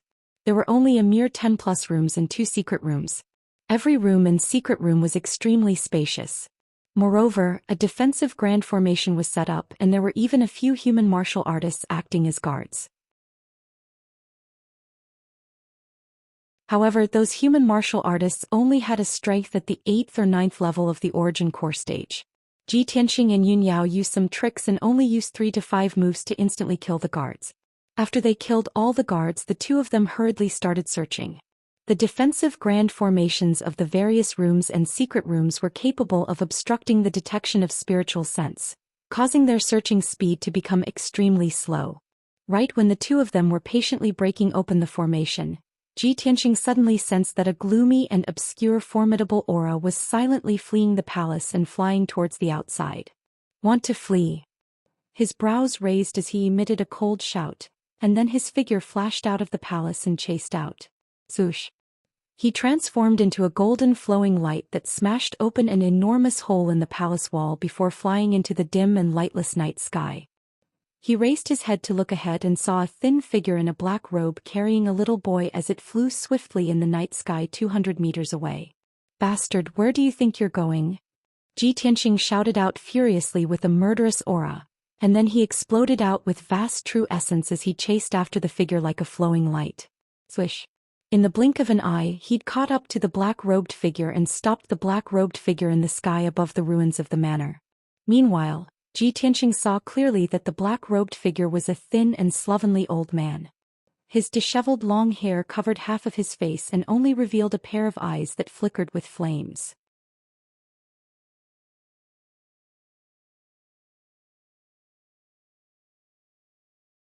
Chapter 654. Yenner was in a coma. His breath was very weak and his handsome face was as pale as paper. His white robe was stained with dark red blood, and there were several obvious wounds on his body, so deep that his bones could be seen. Apparently Yenner had fought fiercely with the assassins of the Hall of Soul before he was captured. At this moment Yunyao had also arrived. She stood 100 meters behind the black-robed old man and surrounded him with Ji Tianxing. She also saw Yenner, who was seriously injured and unconscious. Her face turned cold as ice. In their minds, Yenner's life had been rough and he had endured a lot of hardships, which made them feel sorry for him. At this moment when they saw Yenner was seriously injured, they were furious and a strong murderous intent burst out from their bodies. Ji Tianxing stared at the black-robed old man coldly and asked in a deep voice, "Who are you? Why do you want to capture Yenner?" The black-robed old man stared at Ji Tianxing and said in a deep and hoarse voice, "Kid, this is between me and him. It has nothing to do with you. If you don't want to die, get out of my way." Ji Tianxing thought that the black-robed old man had asked the assassins of the Hall of Soul to capture Yenner to deal with him. But he didn't expect that the black-robed old man had a personal grudge against Yenner. At this moment Yunyao pointed her sword at the black-robed old man and shouted angrily, "Nonsense! Yenner is only 11 years old. He has never been in the martial world. How could he be your enemy?" Yenner was only 11 years old while the black-robed old man was old. It was impossible for them to have a grudge against each other. The black-robed old man didn't explain much. His eyes flashed with spiritual fire and he asked in a deep and cold voice, "It seems that you two are determined to be my enemy. If so, I will fulfill your wish and send you both to heaven." Ji Tianxing's murderous intent burst out from his body. He sneered contemptuously, "You are just an old cripple in the 5th level of Sky Origin stage. How dare you be so arrogant? Hand over my junior, or I will make sure you die without a burial place." As he spoke, the true essence in his body accelerated, quickly accumulating strength, and his aura became extremely overbearing and tyrannical. The black-robed old man sneered, grabbed Yenner and threw him into the distant night sky. The unconscious Yenner cut through the night sky and fell toward the ruins 1,000 meters away. Shua. Seeing this, Yunyao rushed over without hesitation, wanting to catch Yenner before he fell to the ground. At this moment, a gloomy killing intent flashed through the black-robed old man's eyes. He suddenly drew a black curved blade and slashed 3 black blade lights at Yunyao. Die. The pitch-black scimitar gave off an ancient aura. It was obviously not an ordinary item. 3 pitch-black saber lights that were 30 meters long and contained a dense aura of death silently streaked across the night sky and were about to slash Yunyao. Yunyao sensed that something was wrong, but it was too late to dodge. The 3 pitch-black saber lights shrouded her figure and were about to kill her. At this critical moment, Ji Tianxing, who had been ready for a long time, rushed to Yunyao's side in a flash. He stood in front of Yunyao and used the Golden Rock Wings fusion technique, using his golden wings to block the saber light descending from the sky. Bang! Bang! Bang! The huge saber lights slashed the golden wings, producing a deafening muffled sound. The violent shock wave sent Yunyao flying backward and she fell to the ground with Yen. Ji Tianxing was unscathed. He roared with a murderous aura and rushed toward the black-robed old man. Golden Slash. In anger he used his killer move with all his strength. He released a giant golden sword that was 100 meters long and slashed toward the black-robed old man with a force that could split heaven and earth. As soon as the giant golden sword appeared, its dazzling brilliance illuminated the entire manor. The dark brown earth and ruins were also illuminated to the finest detail. The dazzling golden light also clearly reflected the horror in the black-robed old man's eyes. He obviously did not expect that Ji Tianxing, who looked only 18 or 19 years old, could perform such a terrifying sword technique. At this critical moment, the black-robed old man put away his black saber and flipped his palm. A simple and mottled bronze cauldron appeared out of thin air. Cauldron stabilizes heaven and earth. The black-robed old man activated his majestic vital essence and poured it into the cauldron. Suddenly, the bronze cauldron expanded to the size of a house and enveloped him. A vigorous and vast aura burst out from the cauldron, causing Ji Tianxing to feel an ancient and boundless aura. Clang! In the earth-shattering sound, the giant golden sword slashed the bronze cauldron. Suddenly, the bronze cauldron fell from the sky and smashed into the dilapidated manor, creating a deep pit with a radius of 1,000 meters. The giant golden sword also exploded with a bang, bursting out a shock wave like a torrent of golden light, sweeping in all directions. The entire manor was destroyed. The broken walls and brick ruins were blasted into dust by the shockwave. Fortunately, Yunyao had fled the manor with Yen and hid in the ruins a few miles away, blocking the bombardment of the shockwave. In the deep pit, a huge crack appeared on the surface of the bronze cauldron. Raging red flames were constantly emerging from the crack. Ji Tianxing flew above the deep pit and looked down at the bronze cauldron. He was about to perform his unique skill again. Although this bronze cauldron was an ancient treasure, it was a top Tianyuan level treasure and could be called a magic tool.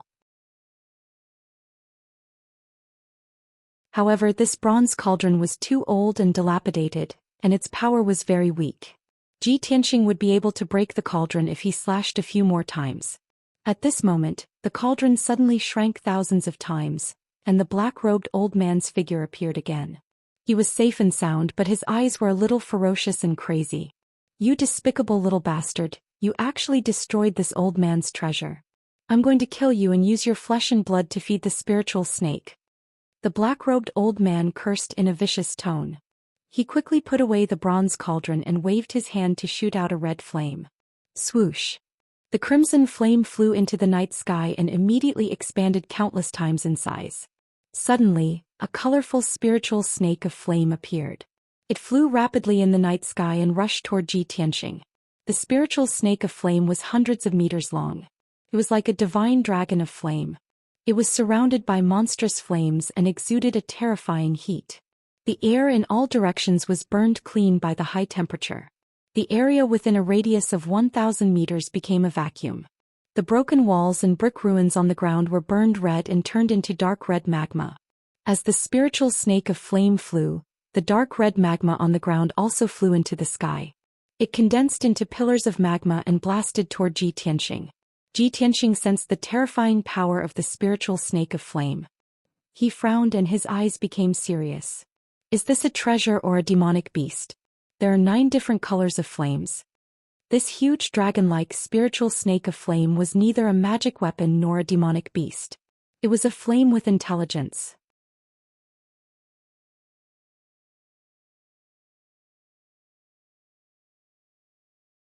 Chapter 655.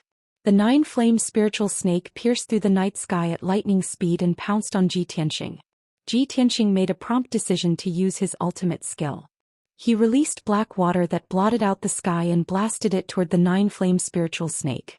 Black water rope. The majestic power of the black water condensed into a black water column that was 100 meters long. It was like a dark and cold divine dragon. Water could counter fire. The black water was the essence of the water element and was more powerful. Boom!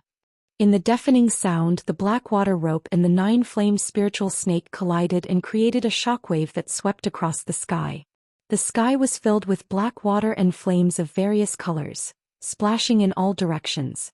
Water and fire were incompatible. The two forces canceled each other out and quickly collapsed. In just 2 breaths, the black water rope collapsed and disappeared completely. The huge 9-flame spiritual snake had also shrunk a few times. It was only a dozen meters long. Even the 9 colored flames that were flickering all over its body had dimmed significantly. However, before Ji Tianxing could heave a sigh of relief, more than 10 dark red magma columns blasted toward him with violent power. Swoosh, swoosh, swoosh. Each pillar of magma was as large as a dragon, containing the power to destroy heaven and earth. Ji Tianxing was surrounded by lava pillars from all directions. There was nowhere for him to hide and there was no way for him to escape. At this critical moment, he folded his golden wings without hesitation. Golden rock wings fusion. A pair of large golden wings wrapped around him, protecting his body tightly. Boom, boom, boom. A total of 16 magma columns blasted the golden wings and instantly drowned Ji Tianxing's figure.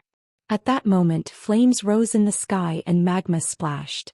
It was as if a bright red sun had lit up the sky and lit up the surrounding 10 miles. The black-robed elder widened his eyes and stared at the flames and magma in the sky.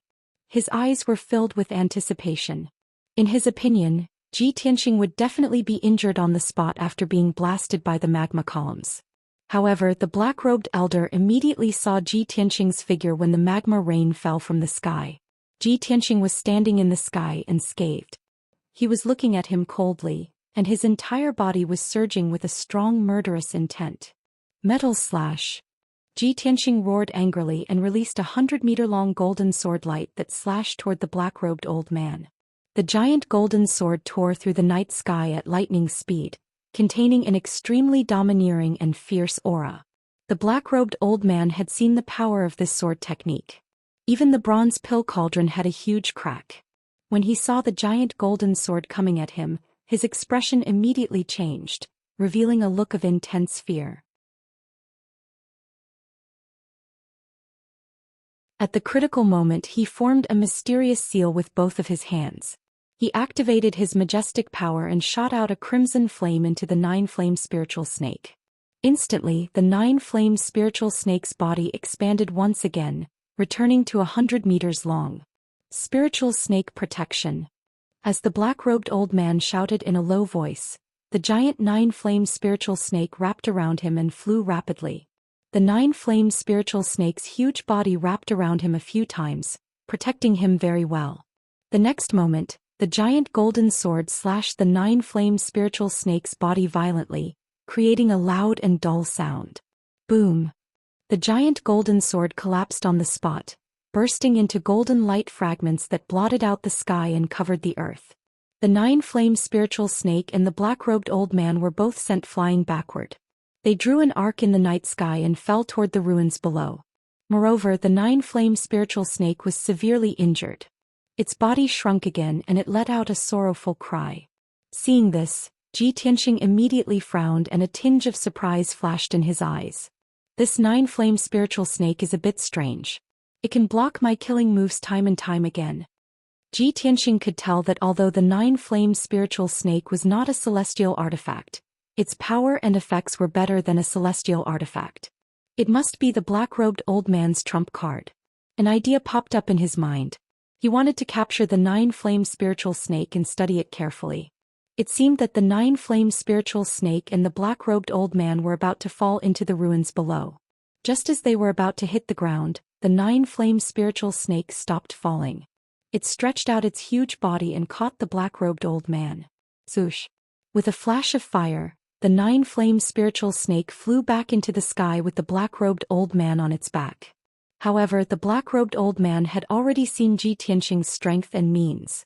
He no longer had any intention to fight. He did not want to be entangled with Ji Tianxing. He stepped on the nine-flame spiritual snake and ran away as fast as a shooting star. You still want to run away? In your dreams. Ji Tianxing shouted with a murderous intent and chased after the old man without hesitation. Swoosh! He turned into a golden shooting star and pierced through the night sky like a sharp sword, making a sharp air-rending sound. In just 20 breaths' time, Ji Tianxing caught up with the nine-flame spiritual snake. He only hesitated for a moment before he activated the sword embryo in his abdomen. It turned into a huge golden sword and charged toward the black-robed old man. Sword of Judgment. The huge golden sword was 30 meters long and had a pair of wings formed by golden light. It contained an unstoppable aura that could pierce through everything. When the black-robed old man saw the Sword of Judgment coming toward him, his face changed drastically. His eyes were filled with horror. He could clearly feel that the power of the Sword of Judgment was more than twice the power of the golden slash. If he used the nine-flame spiritual snake to block it, the spiritual snake would most likely be smashed into pieces. At this critical moment, the black-robed old man took out the green bronze crucible without hesitation. Go, Universal Crucible! He shouted and injected his true core power into the green bronze crucible. The green bronze crucible expanded by 1,000 times. Then he controlled the green bronze crucible and smashed it toward Ji Tianxing. In the next moment, the Sword of Judgment and the green bronze crucible collided in the sky and there was a deafening explosion. Dang! How powerful was the Sword of Judgment? The green bronze crucible, which was the size of a house, was smashed into pieces by the Sword of Judgment. It exploded into 48,000 pieces and scattered in all directions. The green bronze crucible, which was a top heaven's origin artifact, was smashed into pieces by Ji Tianqing's sword. The deafening explosion and violent shockwaves, mixed with the countless pieces of the green bronze crucible, swept across the area with a radius of a few thousand meters. When the black-robed old man saw the green bronze crucible being destroyed, he was heartbroken. However, no matter how precious the green bronze crucible was, it was not as important as the nine-flame spiritual snake. He sacrificed the green bronze crucible to block Ji Tianqing's killing move. He had achieved his goal. When the green bronze crucible was smashed into pieces, he had already ridden the nine-flame spiritual snake and escaped into the distance. The sword of judgment had also consumed a lot of energy and its radiance had dimmed. Swoosh! The giant sword lost its dazzling radiance and suddenly shrunk countless times. It flew back to Ji Tianqing and went back into his stomach. Ji Tianqing looked at the sky in front of him. When he saw the black-robed old man flying away on the nine-flame spiritual snake, he went all out to pursue him.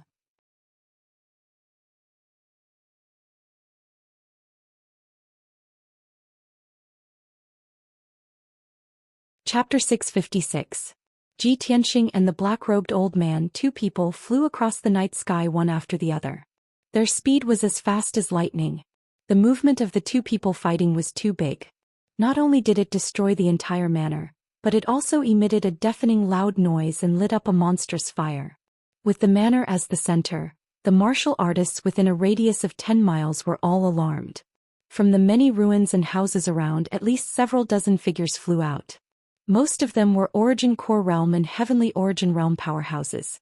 Numerous invisible spiritual senses spread out, quietly probing the situation on the battlefield. There were also many powerhouses secretly staring at Ji Tianqing and the black-robed old man in the sky. In the underground dark city, order was chaotic, full of blood and slaughter. There would be martial artists fighting every day. A battle could break out any time and anywhere. Everyone had long been used to it. Therefore, those alarmed powerhouses just hid in the dark to observe. No one showed up to intervene in this matter.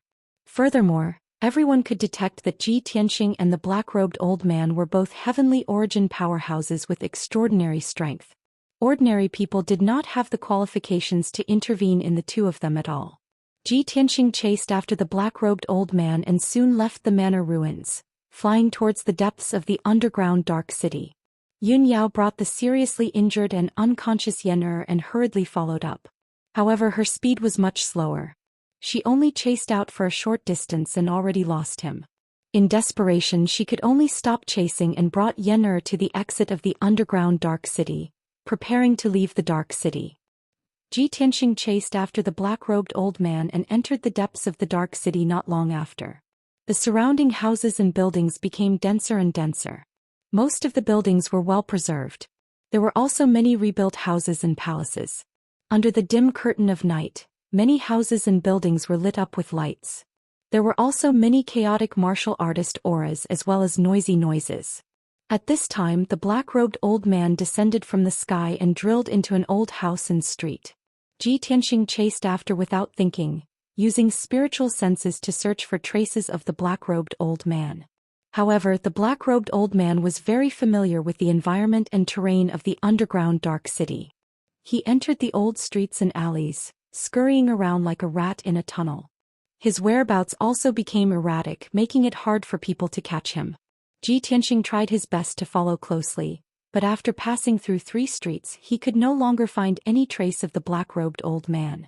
He released his invisible spiritual sense to cover an area with a radius of 500 meters.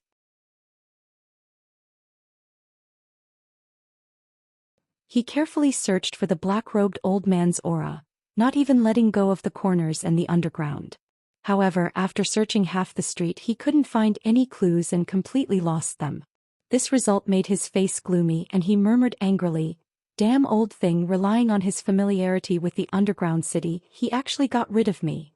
No way. After all, he entered the underground dark city for the first time, and his eyes were completely black. The black-robed old man had obviously lived in the dark city for many years and knew every street and corner like the back of his hand. Ji Tianqing stood outside a palace at the end of the street. His brows were tightly furrowed as killing intent flashed in his eyes. The next time I meet him, I absolutely won't let him escape. He muttered with a heart full of resentment and was about to turn around and leave. But right at this moment 4 figures abruptly rushed out from the black palace behind him, arriving at his side swiftly like lightning. Swish, swish, swish, swish. 4 human martial artists wearing black armor drew their swords and sabers one after another, surrounding him. Ji Tianxing frowned and his gaze coldly glanced at the 4 martial artists. He saw that these 4 human martial artists all had strength around the 8th level of the origin core stage. They wore standard armor and seemed to be the guards of the palace. One of the martial artists with a tall and sturdy figure stared at him with a ghastly gaze and shouted in a deep voice, "Who are you to actually dare use your spiritual sense to spy on our dark shadow palace?" Hearing this person's words, Ji Tianxing's brows instantly raised, and a strange light flashed in his eyes. Dark Shadow Palace? This is the Dark Shadow Palace? Earlier he chased the black-robed old man here and completely lost his aura and clues. He had indeed used his spiritual sense to investigate the situation within the palace, searching for the black-robed old man's whereabouts. However, he was unable to find traces of the black-robed old man, and only detected that there were over 100 martial artists living within the palace.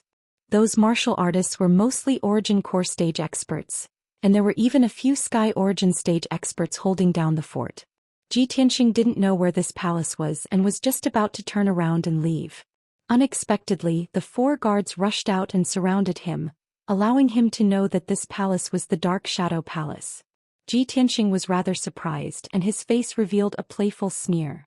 No wonder that old cripple's aura vanished when he fled here. Looks like he's most likely hiding within the Dark Shadow Palace.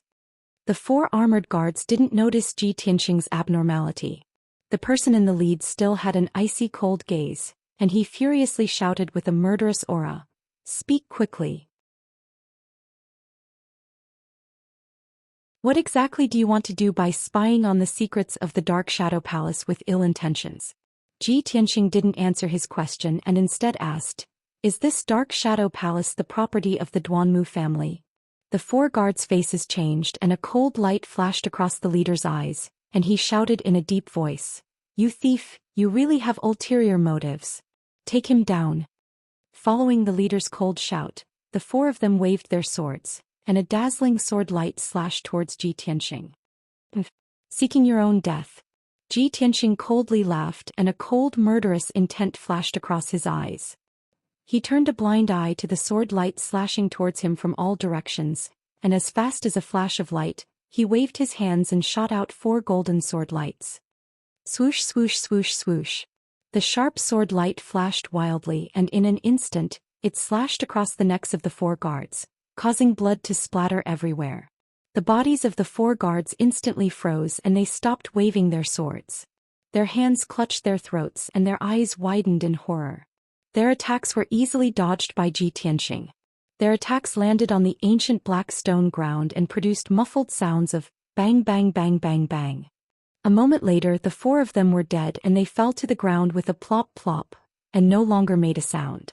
At this time Ji Tianxing had already walked to the entrance of the Dark Shadow Palace, and he lifted his foot to kick the heavy stone door that was 10 meters tall. Bam! In the deafening sound, the black stone door that weighed tens of thousands of kilograms was kicked down by his foot, and it fell to the ground in pieces, causing the entire palace to shake non-stop. The martial artists in the Dark Shadow Palace were immediately alerted, and a large group of guards in black armor rushed over as fast as the wind. "Who is it? How dare you trespass into the Dark Shadow Palace? You're courting death. How dare you cause trouble in the Dark Shadow Palace? You must be tired of living. Cut the crap, kill him. Tack together." The first dozen guards to reach the entrance roared with murderous intent, and immediately waved their swords and sabers at Ji Tianxing, launching a siege.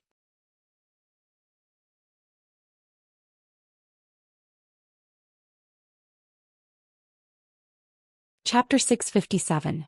Before entering the underground Dark City, Yun Yao told Ji Tianxing before that the Dark Shadow Palace was the Duanmu family's property.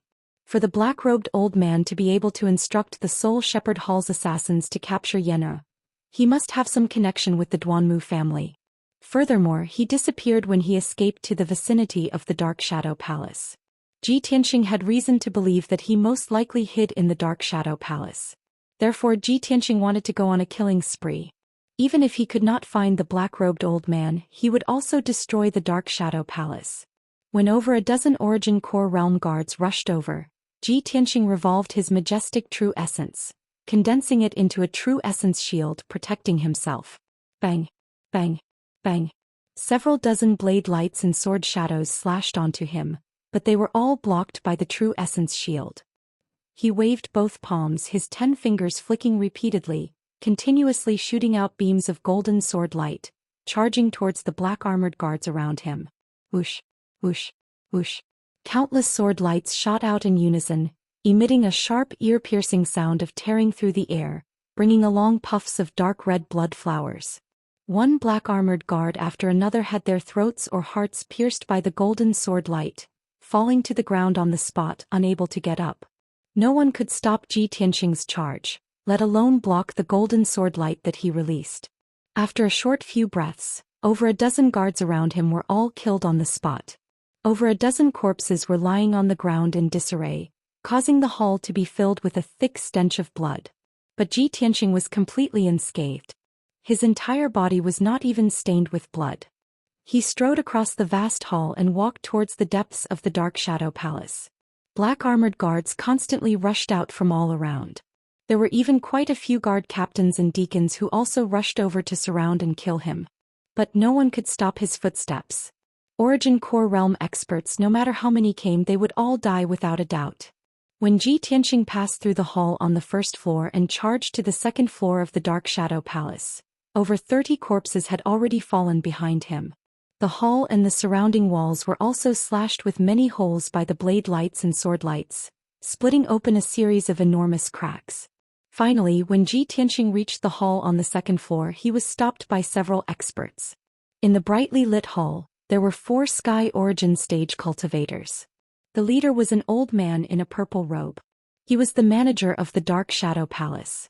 He was at the 5th level of the Sky Origin stage. There were 3 middle-aged men standing behind him. They were wearing long robes with embroidered patterns. They were the leaders of the Dark Shadow Palace. They were all at the 3rd level of the Sky Origin stage.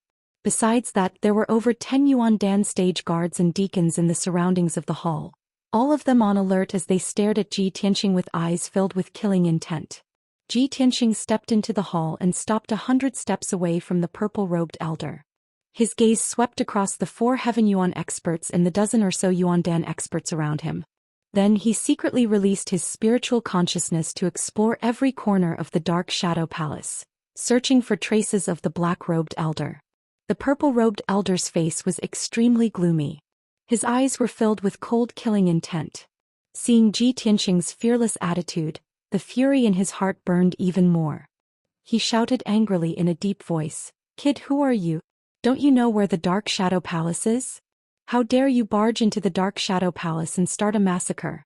How dare you? No matter how powerful you are, no matter who your backer is, you will die today." Xianxia looked at the purple-robed elder emotionlessly and said indifferently, "Of course I know where this place is. Otherwise why would I barge in? I'll give you a chance to live. Hand over the old cripple who just hid in here and I'll spare your lives." Hearing this, the purple-robed elder was so angry that he laughed. "Huh? Did I hear it wrong? Little bastard, you barged into the Dark Shadow Palace alone and you're about to be killed. How dare you be so arrogant? Even if you kneel down and beg for mercy, I won't let you go. Today I'll chop you into pieces and feed you to the dogs." With that, the purple-robed elder waved his hand and gave the order. "Kill him." The dozens of Yuan Dan experts around the hall all charged towards Xianxia with murderous intent. Everyone waved their swords and sabers, slashing out an overwhelming amount of sword and saber light, enveloping Xianxia's figure. In a split second, the wide hall with a radius of 100 meters was filled with fierce and domineering saber energy and sword intent, causing a violent hurricane to blow. Xianxia was in the center of the hurricane. His entire body lit up with a dazzling light, condensing into an oval-shaped shield. Saber lights and sword shadows that blotted out the sky and covered the earth slashed at his true essence shield, but they were unable to harm him at all. The saber light and sword light were all shattered into pieces and scattered in all directions, hitting the walls and the ground, blasting out numerous holes and cracks. Ji Tianxing's palm flashed and the black dragon sword appeared out of thin air. Dragon soars from the 9 heavens. He brazenly drew his sword and slashed out a 30-meter-long frost divine dragon. Roar. The frost divine dragon let out an earth-shattering roar and instantly broke through the blockade of saber light and sword light, blasting a few Yuan Dan experts into pieces. The frost divine dragon did not blast towards the walls of the hall. Instead it circled around Ji Tianxing and charged around the hall. Bam, bam, bam. Wherever the frost divine dragon passed, all the saber light and sword light were shattered, and the dozens of Yuan Dan experts were sent flying. Everyone was sent flying, crashing heavily into the walls of the hall, making a series of dull thuds. When they landed on the ground, all of them were bleeding from all 7 orifices, their bodies twisted and fell to the ground. 12 experts were killed on the spot, turning into bloody corpses and no longer making a sound. The few lucky survivors were still breathing, but they were also severely injured. Their bodies twitched as they screamed in pain. In the blink of an eye, the hall became a scene of devastation, a complete mess. The ground and walls were filled with cracks and huge rocks kept falling from the roof, smashing into the hall. Smoke and dust filled the hall, and it was filled with the thick smell of blood. The only people who were still standing were Ji Tianxing, the purple-robed elder, and the 3 leaders. The 5 of them were all Sky Origin experts. When the 4 powerhouses saw Ji Tianxing kill more than a dozen powerhouses with a single move, their eyes widened in shock. The purple-robed elder was both furious and shocked. His hands and his sleeves were trembling. All these years he had been in charge of the Dark Shadow Palace. With the Duanmu family as his backing, no one dared to provoke him and no one dared to cause trouble in the Dark Shadow Palace. He had been a tyrant for many years, enjoying all the glory and wealth. It had been many years since he had personally fought a battle. He did not expect to meet such a ruthless person like Ji Tianxing today. Not only did Ji Tianxing start a massacre in the Dark Shadow Palace, he was also so powerful. The purple-robed elder took a deep breath and calmed down, temporarily suppressing his anger. He frowned and said in a low voice, "Kid, who are you? How dare you go against the Duanmu family?"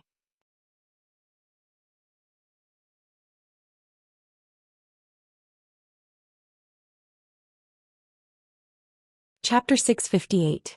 Obviously, the purple-robed elder was afraid of Ji Tianxing's terrifying strength and had no choice but to calm down.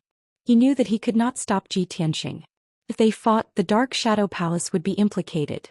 Therefore he hurriedly used the Duanmu family as his backing, hoping to intimidate Ji Tianxing and temporarily stabilize him.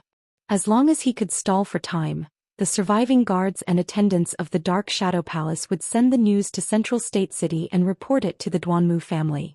In at most 4 to 6 hours, Central State City would send experts as reinforcements. At that time, Ji Tianxing would not be able to escape even if he had wings and would definitely die. However, the purple-robed elder's plan was completely useless against Ji Tianxing. Ji Tianxing was not afraid of the Duanmu family's power at all. He sneered, "Leave a way out? What a joke. When the Dark Shadow Palace killed people, did they think of this sentence? Also, didn't you just say that no matter what, you would tear me into pieces and no one would be able to save me? Since that's the case, why are you still talking nonsense?" Ji Tianxing of course could guess the purple-robed elder's thoughts. He also knew that he could not stay in the Dark Shadow Palace for long and had to end the battle quickly. If he dragged on for too long, at most 4 to 6 hours, the Duanmu family's experts would arrive as reinforcements. Therefore he had to destroy the Dark Shadow Palace as fast as lightning. "Die!" Ji Tianxing coldly shouted and brazenly waved his sword, sending out 4 dazzling sword radiances, fiercely chopping towards the purple-robed elder and the 3 elders. The 4 of them did not expect him to be so arrogant, not caring about the Duanmu family's prestige and ruthlessly attacking. When the 10-meter-long golden sword slashed over, the 4 of them revealed looks of grief and indignation. They roared with killing intent as they launched a counterattack. "Brat, you're courting death. Reckless thing, I'll fight it out with you. Since you're so eager to die, I'll fulfill your wish. I'll cut you into 8 pieces and grind your bones to dust. The purple-robed elder and the 3 leaders brandished their swords and sabers in unison, displaying their unique saber and sword techniques. They slashed out overwhelming saber light and sword shadows to block Ji Tianqing's attacks. Numerous saber lights and sword lights collided with each other, causing muffled, ping-ping-ping-ping sounds to reverberate intensely in the hall. The violent force exploded, causing the entire Umbra Palace to tremble incessantly. The hall was immediately torn apart. The surrounding walls were shattered and collapsed with a loud bang. The roof also collapsed, turning into countless pieces of rubble and dust falling down with a rumbling sound. In just a few breaths of time, more than half of the Shadow Palace had collapsed.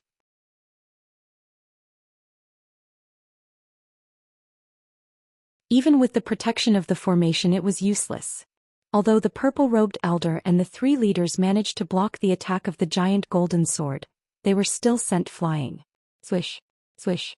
The 4 of them passed through the smoke and dust and flew into the night sky outside the Shadow Palace. At the same time, Ji Tianqing also rushed out. He flew to the top of the Shadow Palace and performed an ultimate sword technique. Shatter the mountains and rivers. He shouted coldly. His figure flashed in the night sky like a flash of light, constantly waving his palms to release huge golden sword light. Swish, swish, swish. In the blink of an eye, the night sky within a radius of 1,000 meters was covered by thousands of giant golden swords. The golden light was blinding and chaotic. Thousands of sword light covered the entire Shadow Palace, like a huge sword formation. In the next moment, Ji Tianqing detonated all the giant golden swords at the same time. Thousands of sword light exploded at the same time, erupting with destructive power. Boom! In the deafening explosion, the area within a radius of 1,000 meters was drowned in golden flames, like a huge golden sun. The night sky of this region, the towering Shadow Palace, and the surrounding houses and buildings were instantly shattered into pieces, turning into dust that filled the sky. There were still dozens of cultivators in the dark Shadow Palace who did not manage to escape.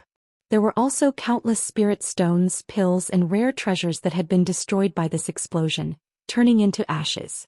Even the purple-robed elder and the 3 leaders who were further away were severely injured by the violent shockwave and vomited blood. They hurriedly retreated 1,000 meters away. The terrifying explosive power could really shatter mountains and rivers and destroy everything. After a while, when the dazzling golden light dissipated and the explosion in the night sky stopped, the world finally calmed down. The towering Shadow Palace disappeared, leaving behind a huge crater with a radius of a few hundred meters. Around the crater there were many gullies and piles of gravel. The purple-robed elder and the 3 leaders flew back into the night sky. When they saw this shocking scene, they were stunned, crying as if they had lost their parents. It's over. The Shadow Palace is completely destroyed. The main family gave us control of the Shadow Palace.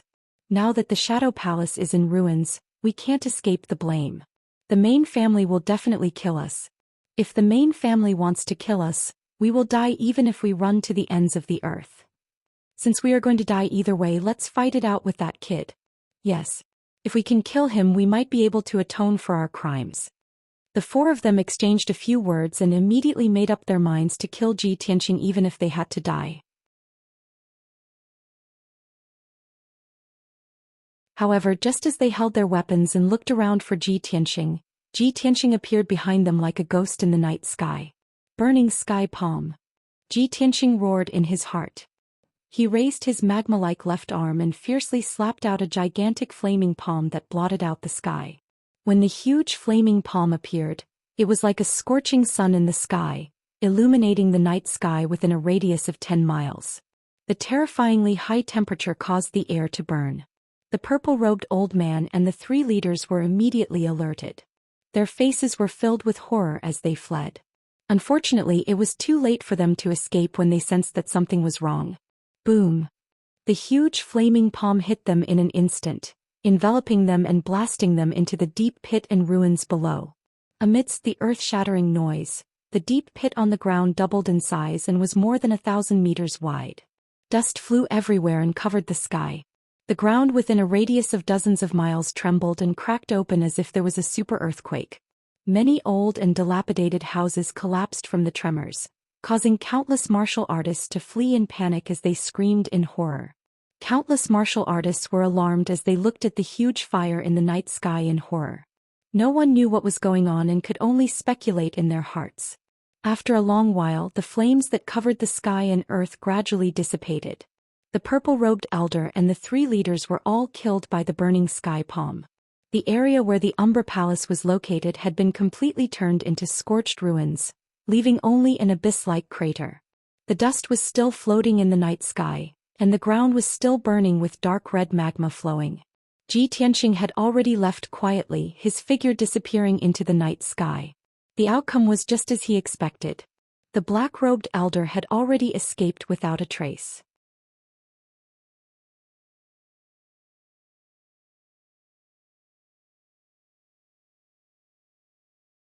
Chapter 659. Ji Tianxing was very clear that not long after he left, the Duanmu family would be alarmed. At that time, the news of the destruction of the Shadow Palace would also spread, causing a lot of shock in the underground city. The Duanmu family would definitely be furious and investigate this matter. The underground city and central state city would definitely be in turmoil for a while. However, these had nothing to do with him. He flew across the dark sky like a stream of light, and it didn't take long for him to leave the underground city. 2 hours later, Ji Tianxing returned to the central state city on the surface and rushed to the branch of the hidden cloud pavilion. He had discussed it with Yun Yao before. As long as he found Yen, Yun Yao would be responsible for taking Yen out of the dark city as soon as possible. The 2 of them agreed to meet at the branch of the hidden cloud pavilion after the matter was over. When he rushed back to the branch of the hidden cloud pavilion, Deacon Li hurriedly greeted him and reported, "Young Master Ji, young Miss has returned and is in the secret room." "Got it." Ji Tianxing nodded and hurried to the secret room. When he entered the secret room, he saw Yun Yao helping Yen heal. Yen was lying on a spiritual jade bed in the corner of the secret room. His eyes were closed, his face was pale, and his breath was very weak. Yun Yao stood by the bed and waved her palms to release true essence into the jade bed. The green spiritual jade bed lit up with a dense green light, bursting with a strong vitality aura, constantly pouring into Yen's body. Ji Tianxing walked to the side of the spiritual jade bed and checked on Yen's situation. Seeing that his injury had stabilized and was not life-threatening, he was slightly relieved. Yun Yao stopped channeling and turned to Ji Tianxing. She asked in a concerned tone, "Tianxing, are you injured? What about the black-robed old man? Did you catch him?" Ji Tianxing shook his head and said calmly, "I'm fine. That old cripple had a spiritual treasure to protect his body, so he escaped. However, he escaped with the help of the Shadow Palace. I have already destroyed the Shadow Palace." Yun Yao was stunned for a moment and asked in disbelief, "You actually destroyed the Shadow Palace?" "Yes." Ji Tianxing nodded. A cold light flickered in his eyes as he said in a deep voice, "Just treat it as collecting some interest first and creating some trouble for the Duanmu clan." Yun Yao nodded and stopped talking about this matter. "Yen's injuries are very serious. Let's help him heal first." Ji Tianxing pondered for a moment before saying, "The imperial residence is more suitable for healing. Let's take him back." "That's good too." Yun Yao naturally nodded in agreement. After that, the 2 of them left the hidden cloud pavilion branch with Yen and quietly returned to the monarch mansion. When they returned to Tianxing Palace, Ji Ku and Qian Yu were already waiting anxiously. Ji Ku and Qian Yu heaved a sigh of relief when they saw that they had returned safely and rescued Yen. Ji Tianxing arranged for Yen to stay in the secret room and joined hands with Yun Yao to treat his injuries. Tianxing Palace was full of spiritual energy and there were a lot of elixirs and miraculous medicines. It was very suitable for healing injuries. The 2 of them spent half a day and helped Yen recover more than half of his injuries. Although Yen's strength was still weak, it was no longer a big problem. After resting in Tianxing Palace for 10 days to half a month, he would gradually recover. That night Yen finally woke up. Ji Tianxing, Yun Yao, Ji Ku, and the others heard the news and quickly entered the secret room to visit. Yen was lying on the ice jade bed. His small face was slightly pale and his eyes were a little dim. He was in a bad state. When he saw everyone enter the secret room, he smiled and sat up to greet everyone. "Senior brother Tianxing, eldest senior sister, thank you for saving me. And junior sister Jiku and Qianyu. It's all my fault. I made everyone worry again. Yun Yao and Jiku quickly comforted him, telling him not to think too much and to rest well. Ji Tianxing frowned and pondered for a moment. He asked Yen, the people who captured you this time are the Duanmu family's soul-hurting hall assassins. The mastermind behind this is a black-robed old man with a broken arm and leg. He seems a little strange and claimed to have a grudge with you. Yen, why don't you tell us what happened before? Yen, nodded and told the cause of the matter in detail. That morning I entered Zhongzhou City and prepared to go to the Hidden Cloud Pavilion branch to contact the news. Who knew that when I passed by the Wu Feng Zhuang, there were 4 assassins dressed in black who attacked me without saying anything? Yenmer's story was the same as the result of the Hidden Cloud Pavilion's investigation. After listening to his words, Ji Tianxing nodded and said with a solemn face, "So the Duanmu family captured you to deal with me." Before he could finish, Yenner shook his head and said, "Senior brother Tianxing, it's not like that. The mastermind is the black-robed old man with a broken arm and leg. He didn't want to deal with you. His target is me." Ji Tianxing, Yun Yao, and Jiku all showed a puzzled expression. "Why do you say that? Junior brother Yen, why do you have a grudge with the black-robed old man?" "Yes, junior brother Yen, you haven't traveled in Zhongzhou before. Who would you have a grudge with?" Yenner frowned and explained in a low voice, "After the black-robed old man caught me, I was awake for a few hours. During that time the black-robed old man talked to himself for a long time like a madman. I can sense that he has the aura of our fire clan. The little flame snake in his palm is most likely the spiritual vein of our fire clan, the 9-flame spiritual snake." Hearing this, Ji Tianxing, Yun Yao, and Jiku all showed a surprised look. "That old cripple is from your fire clan? Since he is from the fire clan and you are the crown prince of the fire clan, why does he want to deal with you?" Yen nodded and said in a solemn tone, "That old man is indeed from our fire clan. However, he should be an abandoned person who was expelled from the fire clan. He is missing a left arm and a right leg. It seems to be caused by injuries, but in fact he was tortured by our fire clan. I once heard from my father that our fire clan has a kind of torture called cutting the flesh to return the blood. It is used to punish those who betrayed the fire clan and committed the most heinous crimes. This kind of torture is to cut off the left arm and right leg of the prisoner and let out half of the blood to apologize to the ancestors of the fire clan and repay the kindness of the fire clan. After the prisoners are tortured, they will often die and use their lives to atone for their sins. And those who are lucky enough to survive will be expelled from the fire clan and will never be able to step into the fire clan again. However, this kind of torture has not been seen for many years. After all, our fire clan is very united and loyal."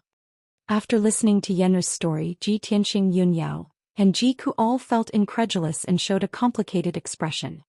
"The fire clan actually has this kind of torture? That black-robed old man's left arm and right leg were cut and half of his blood was let out, but he didn't die. I guess when he was tortured his strength had already reached the Sky Origin Realm. Only a Sky Origin Realm powerhouse can survive this kind of situation. It seems that there is a deep grudge between the black-robed old man and the fire clan."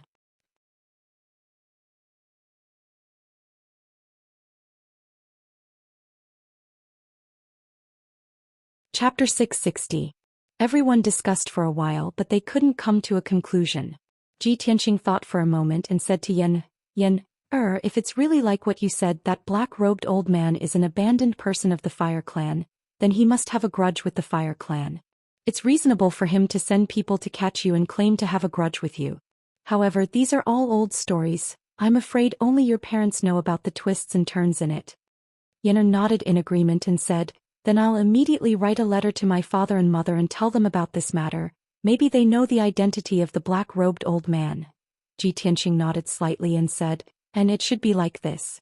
No matter what grudge the black-robed old man has with the fire clan, he shouldn't vent his anger on you. You have to report this matter to the Fire Emperor and Fire Empress. They will definitely think of a way to deal with it. In addition, the soul-hurting Hall's assassins have already targeted you. If they can catch you once, they can catch you a second time. During this time you stay in the palace to recuperate. Don't leave the monarch mansion in case you encounter danger again." Yun Yao also nodded in agreement and said, "Yes, only the monarch mansion is safe." After saying that, she looked at Ji Tianxing again and said in a dignified tone, Tianxing, this time we caused such a big commotion in the underground city, you even destroyed the Shadow Palace. The Duanmu clan must have already received the news. As long as they investigate carefully, it won't be difficult to find us. The Shadow Palace was destroyed, causing the Duanmu clan to suffer a lot of losses, and also a great loss of face. They will definitely retaliate against us. Following this, we should also make our preparations. We have to act carefully in Central Continent City. After Ji Tianxing heard this, he smiled slightly and shook his head gently. Yao Yao, don't worry what you said, I have already thought about it. Since I dared to brazenly destroy the Shadow Palace, I naturally have my plans and considerations. The Shadow Palace is the hidden property of the Duanmu clan. It can't be exposed, it can only be hidden in the underground city. They definitely don't dare to show it on the surface. Even if I destroy the Dark Shadow Palace, the Duanmu clan can only suffer in silence and won't dare to make a fuss. After all, no matter how powerful the Duanmu clan was, they wouldn't dare to openly go against the imperial court's orders. Moreover, the Duanmu clan was a big tree that attracted the wind. They also had many opponents and enemies. After this incident, their opponents and enemies would inevitably make use of this matter to make an issue out of it and take the opportunity to suppress and attack the Duanmu clan. This is not a small problem, and it will definitely give the Duanmu clan a headache. Yun Yao thought for a moment and nodded.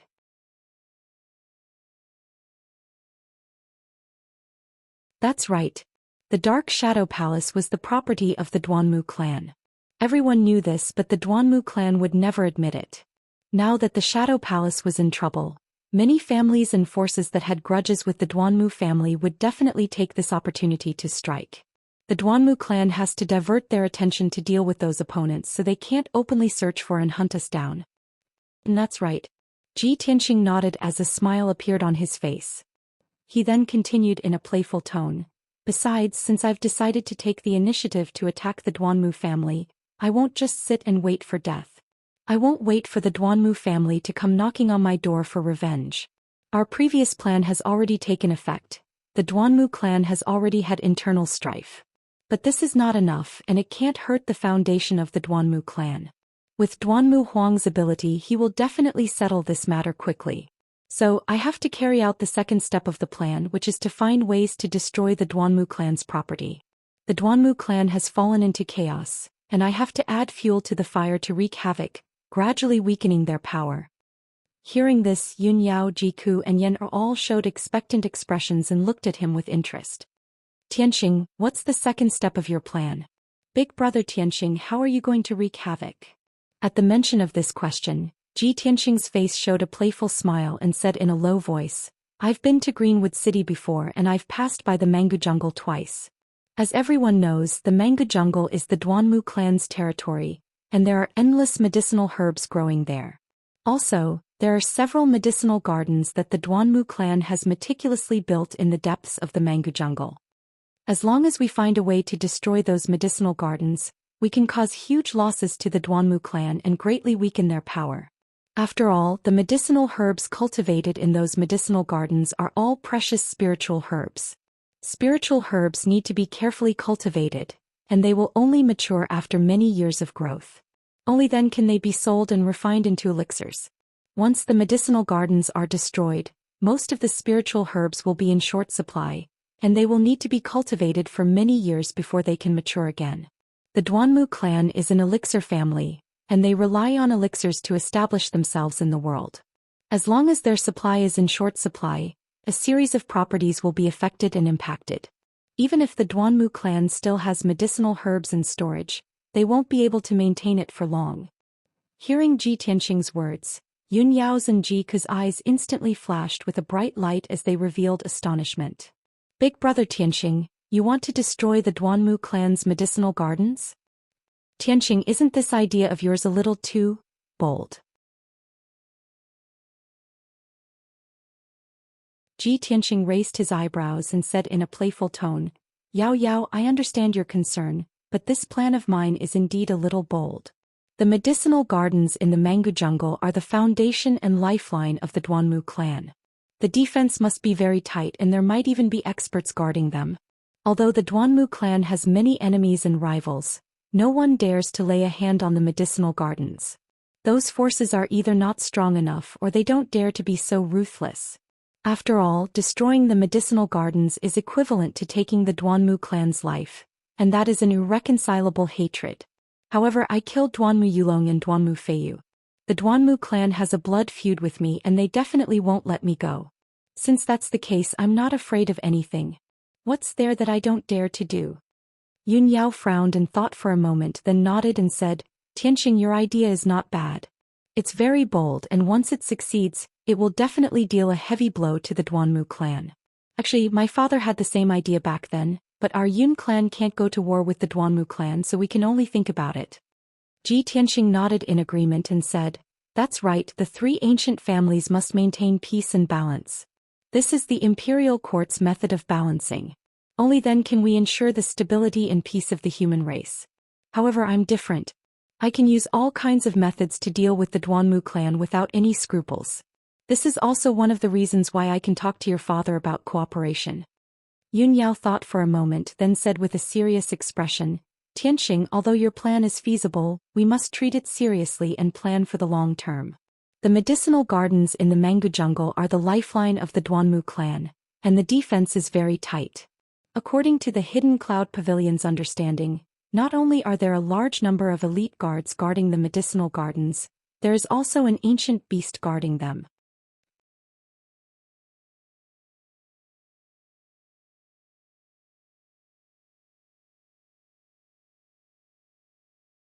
Chapter 661. Ancient Mutated Beast? Ji Tianxing furrowed his brows slightly and revealed an interested look. There were very few demonic beast bloodlines from the ancient era. Every ancient mutated beast had unimaginable abilities.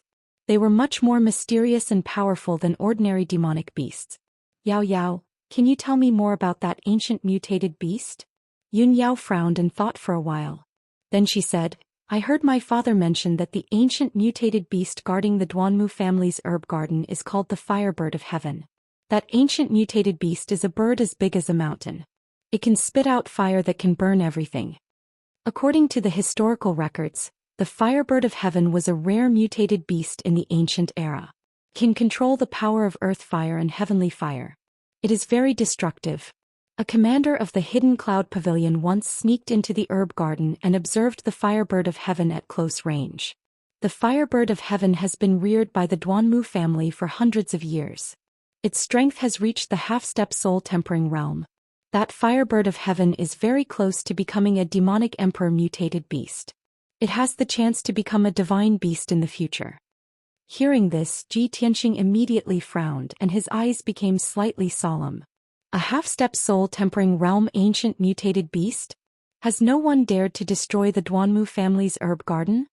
He thought of the mighty miracle god he met in Giant Miracle City. Before he found his heart, he was already a half-step soul-tempering realm cultivator. At that time, he and the other 9 prodigies joined forces to attack the mighty miracle god. They were defeated by the mighty miracle god. If there was really a half-step soul-tempering realm ancient mutated beast in the Duanmu family's herb garden, they would be in big trouble. Apart from soul-tempering realm cultivators, no one could resist the attack of the Firebird of Heaven. With his strength of Sky Origin Stage 4, he was no match for the Firebird of Heaven. Yun Yao nodded and said, That's right. With the Firebird of Heaven guarding the herb garden, nothing will go wrong. For so many years, no one has dared to destroy the herb garden of the Duanmu family. They don't even dare to get close to it. Tianxing, if you want to destroy the herb garden, you have to think it over carefully. Ji Tianxing thought for a moment, then said in a low voice, That Firebird is so strong, it will definitely be difficult to deal with. If I don't have a way to deal with the Firebird of Heavenly Wind, I will definitely be seriously injured or even lose my life if I rashly sneak into the Duanmu clan's herb garden. It seems that I really have to think of a foolproof plan before I can start. At this point, everyone fell silent and the secret chamber fell into silence. Although Ji Tianxing's idea was very good, if he didn't deal with the Firebird, everything would be empty talk. At this moment, a guard came to the door of the secret room and reported the news in a respectful tone. My lord, here is a letter for you. Please take a look. Ji Tianxing quickly got up and opened the door of the secret room. He took a letter from the guard. He opened the envelope and took out the letter inside. He held it in his hands and read it carefully. After reading the contents of the letter, he immediately revealed a smile. Seeing his expression, Yun Yao and Ji Ku looked at him in confusion. Tianxing, whose letter is this? Big brother Tianxing, is there any good news? Tianxing handed the letter to Ji Ku and nodded with a smile.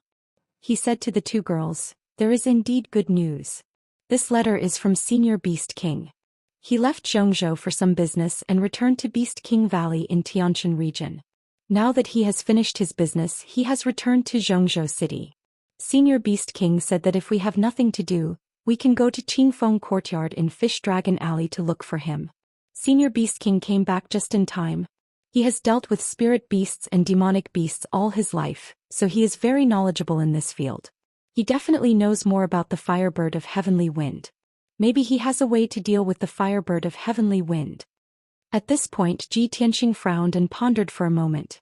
Then he said to Yun Yao, Yao, you go back and rest first. I'm going to Qingfeng Courtyard to pay a visit to Senior Beast King and ask him about the Firebird of Heavenly Wind. If Senior Beast King can help me think of a way, I'll come to you to discuss this matter. Yun Yao nodded in agreement. She said goodbye to everyone and turned to leave the secret room. After she left, Tianxing and Ji Ku also walked out of the secret room.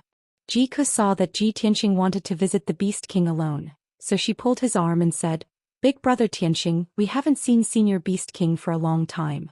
I want to go to Qingfeng Courtyard with you. Tianxing didn't refuse and nodded without hesitation. Then the two of them rode Qianyu and flew into the sky, rushing toward the exit of the Monarch Mansion. 2 hours later, Qianyu carried the two of them to the end of Fish Dragon Alley and landed outside the gate of Qingfeng Courtyard. The guards at the gate recognized Tianxing and Ji Ku. Naturally, they cupped their hands in greeting and hurriedly opened the gate. The two of them hadn't returned to Qingfeng Courtyard for a few months. When they entered the courtyard, they saw that the courtyard hadn't changed much. However, on a few big trees in the courtyard, there were a few clever and cute little spirit monkeys. They were playing happily. Tianxing recognized those little spirit monkeys. When he went to Beast King Valley to pay a visit to the Beast King, he saw those cute little guys. Obviously, the Beast King brought these little spirit monkeys to Zhongzhou City when he returned to Beast King Valley this time.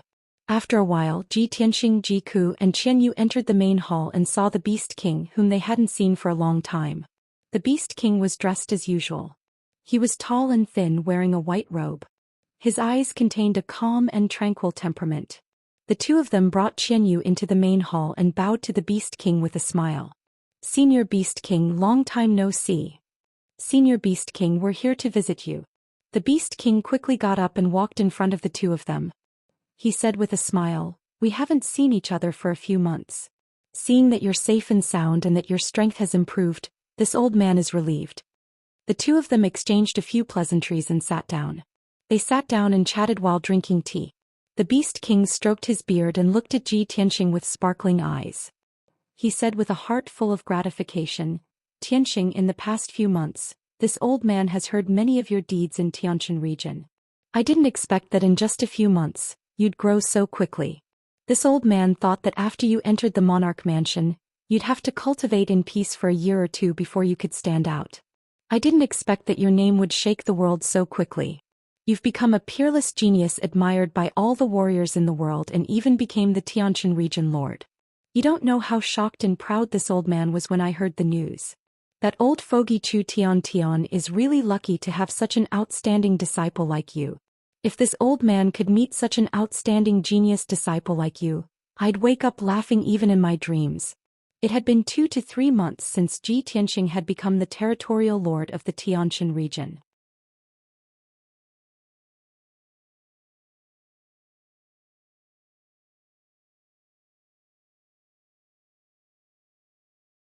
Chapter 662. The Beast King praised Tianxing generously for the legend and miracle that he had created. However, after he calmed down, he frowned and revealed a worried expression. Tianxing, although you are now a world-renowned peerless genius and have also become the Tianjin region lord. However, you killed Duanmu Yulong, so the Duanmu family will not let you off. That Duanmu family is one of the 3 ancient families. Although you are the Tianjin region lord, You do not have your own power and background. I am really worried that if the Duanmu family uses despicable methods to take revenge on you, you will not be able to deal with it. Seeing the Beast King's worried expression, Ji Tianxing hurriedly nodded and said, Senior Beast King, you are right. The Duanmu family is already secretly dealing with me. However, no matter how powerful the Duanmu family is, I will not sit and wait for death. Coincidentally, I have encountered a troublesome matter, so I specially came here today to ask for your advice. The Beast King instantly raised his eyebrows and asked, Oh? What is it? Nephew, please tell me directly. I will do my best to help. Ji Tianxing explained his plan and asked the Beast King about the heavenly wind firebird. When the Beast King heard that he wanted to destroy the Duanmu family's herb garden, his face was filled with shock and disbelief. Tianxing, you actually want to destroy the Duanmu family's herb garden?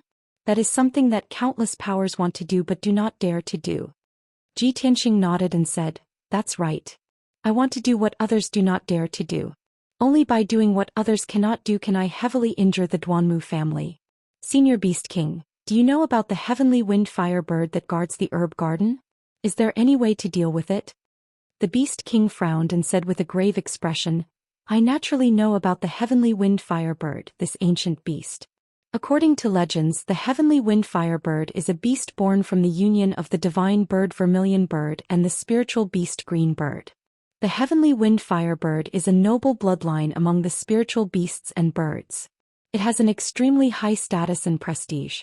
They live on volcanoes that are thousands of feet high and usually build their nests near the crater of the volcano. Normally, they would devour the power of heavenly flames and astral winds. Every time the volcano erupted, they would also absorb a large amount of earth flame essence. So, the firebird of the heavens and earth is most adept at controlling the spirit flames of the heavens and the earth and strong winds. A single flap of its wings is capable of sweeping up monstrous flames that incinerate everything. Speaking of the firebird of heavenly wind, the Beast King's words were clear and logical. Clearly he was no stranger to this ancient beast. The heavenly wind firebird is extremely rare.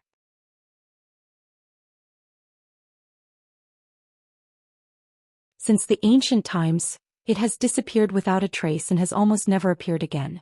There were probably only a few heavenly wind firebirds left in the world. I didn't think that the Duanmu family actually possessed a skywind firebird. Truly inconceivable. The Beast King's tone was somewhat astonished. After muttering to himself for a moment, he said with a serious expression, The Duanmu family's heavenly wind firebird has actually reached the half-step spirit refinement stage. Even if this old man were to make a move personally, I'm afraid I would still be powerless. Even if I used all my means, I still wouldn't be able to subdue it. Hearing his words, Ji Tianxing frowned and a worried look appeared in his eyes. He thought to himself, even with the Beast King's experience and means, he still can't deal with that heavenly wind firebird. Looks like destroying the Duanmu family's herb garden is as difficult as ascending to the heavens. Ji Tianxing's mood was downcast. Unwilling to give up, he asked the Beast King, Senior Beast King, is there really no way to deal with that heavenly wind firebird? The Beast King frowned and pondered for a moment before replying in a low voice, It's not that there's no way at all. However, the method that this old man has thought of is truly too difficult to achieve. There's no need to mention it. A look of hope appeared in Ji Tianxing's eyes. He hurriedly waved his hand and said, No, Senior Beast King, please tell me. Perhaps I have a chance to realize your method? The Beast King thought for a moment before nodding and saying, All right, then this old man will speak frankly. Everything in the world has a spirit and they all reinforce and subdue each other just like the power of the 5 elements. No matter if it's demon beasts, spirit beasts, or strange beasts, as long as they don't jump out of the 5 elements, they have to abide by the principle of mutual reinforcement and subtraction. No matter how powerful a strange beast is, it has its natural nemesis and natural enemy. In the ancient legends, although the heavenly wind firebird is incomparably powerful, it's an ancient strange beast second only to a divine beast. However, the heavenly wind firebird also has its natural enemy. Its natural enemy is the ice dragon rhinoceros. Hearing this, Ji Tianxing was stunned for a moment. Jika's face was also full of astonishment. He subconsciously asked, Senior Beast King, don't tell me that your method is to let us find an ice dragon rhinoceros to deal with the heavenly wind firebird? The Beast King couldn't help but laugh. He waved his hand and explained, "Cuckoo, you're mistaken. The Ice Dragon Rhinoceros is an ancient strange beast born from the union of the Frost Divine Dragon and the Heaven-Shaking Rhinoceros. It's already on the verge of extinction. How can we find it? The method that this old man has thought of is to use a Dharma treasure called the Ice Dragon Hammer. It can restrain the heavenly wind fire bird." Ji Tianxing and Jiku were enlightened. Their eyes were filled with anticipation. Ice Dragon Hammer? Is it a soul-grade Dharma treasure? Where is this Dharma treasure now? How can we get it? The Beast King explained patiently, "The Ice Dragon Hammer is indeed a soul-grade Dharma treasure. It's also one of the demon clan's most treasured Dharma treasures. It's said that it was refined from the skull of an ice dragon rhinoceros by an ancient demon clan almighty after killing it. That skull is the hardest bone in the entire body of the ice dragon rhinoceros, and the end is connected to the rhinoceros horn. Therefore the shape of that skull looks like a huge hammer. The Ice Dragon Hammer contains the power of the ice dragon rhinoceros and can release endless heavenly ice-cold air and thousand-year-old cold wind. It's just right to restrain the power of the heavenly wind fire bird. It's a pity that the Ice Dragon Hammer is regarded as a treasure by the demon clan. It hasn't appeared for more than 100 years. How can you obtain it?" Ji Tianxing and Jiku instantly understood. No wonder the Beast King said that this method couldn't be realized. It was better not to mention it. Since the Ice Dragon Hammer was a treasure of the demon clan, it must be strictly protected. They didn't have any connections or friendship with the demon clan. It was impossible for them to borrow it, much less snatch the Ice Dragon Hammer. Even if the Beast King told them this method, it would be useless. Ji Tianxing was silent for a while before he cupped his hands and bowed. "Thank you, Senior Beast King, for clearing my doubts. This junior can't thank you enough." The Beast King said earnestly, "Tianxing, that Ice Dragon Hammer is in the hands of the Demon Imperial Court. It's impossible for you to obtain it. I suggest that you reconsider." Ji Tianxing nodded and said with a smile, "Thank you, Senior, for your reminder. I will consider it carefully and think of a way." The Beast King only nodded slightly and didn't say anything else. Of course, he could see that Ji Tianxing had made up his mind to destroy the Duanmu clan's herb garden. Although Ji Tianxing didn't show it on the surface, he was actually thinking about how to obtain the Ice Dragon Hammer. Next, Ji Tianxing asked the Beast King a few more questions. "You're tuning in to the Zhou Xian's Legacy YouTube channel. Don't forget to subscribe and join us on this journey to catch the most captivating stories.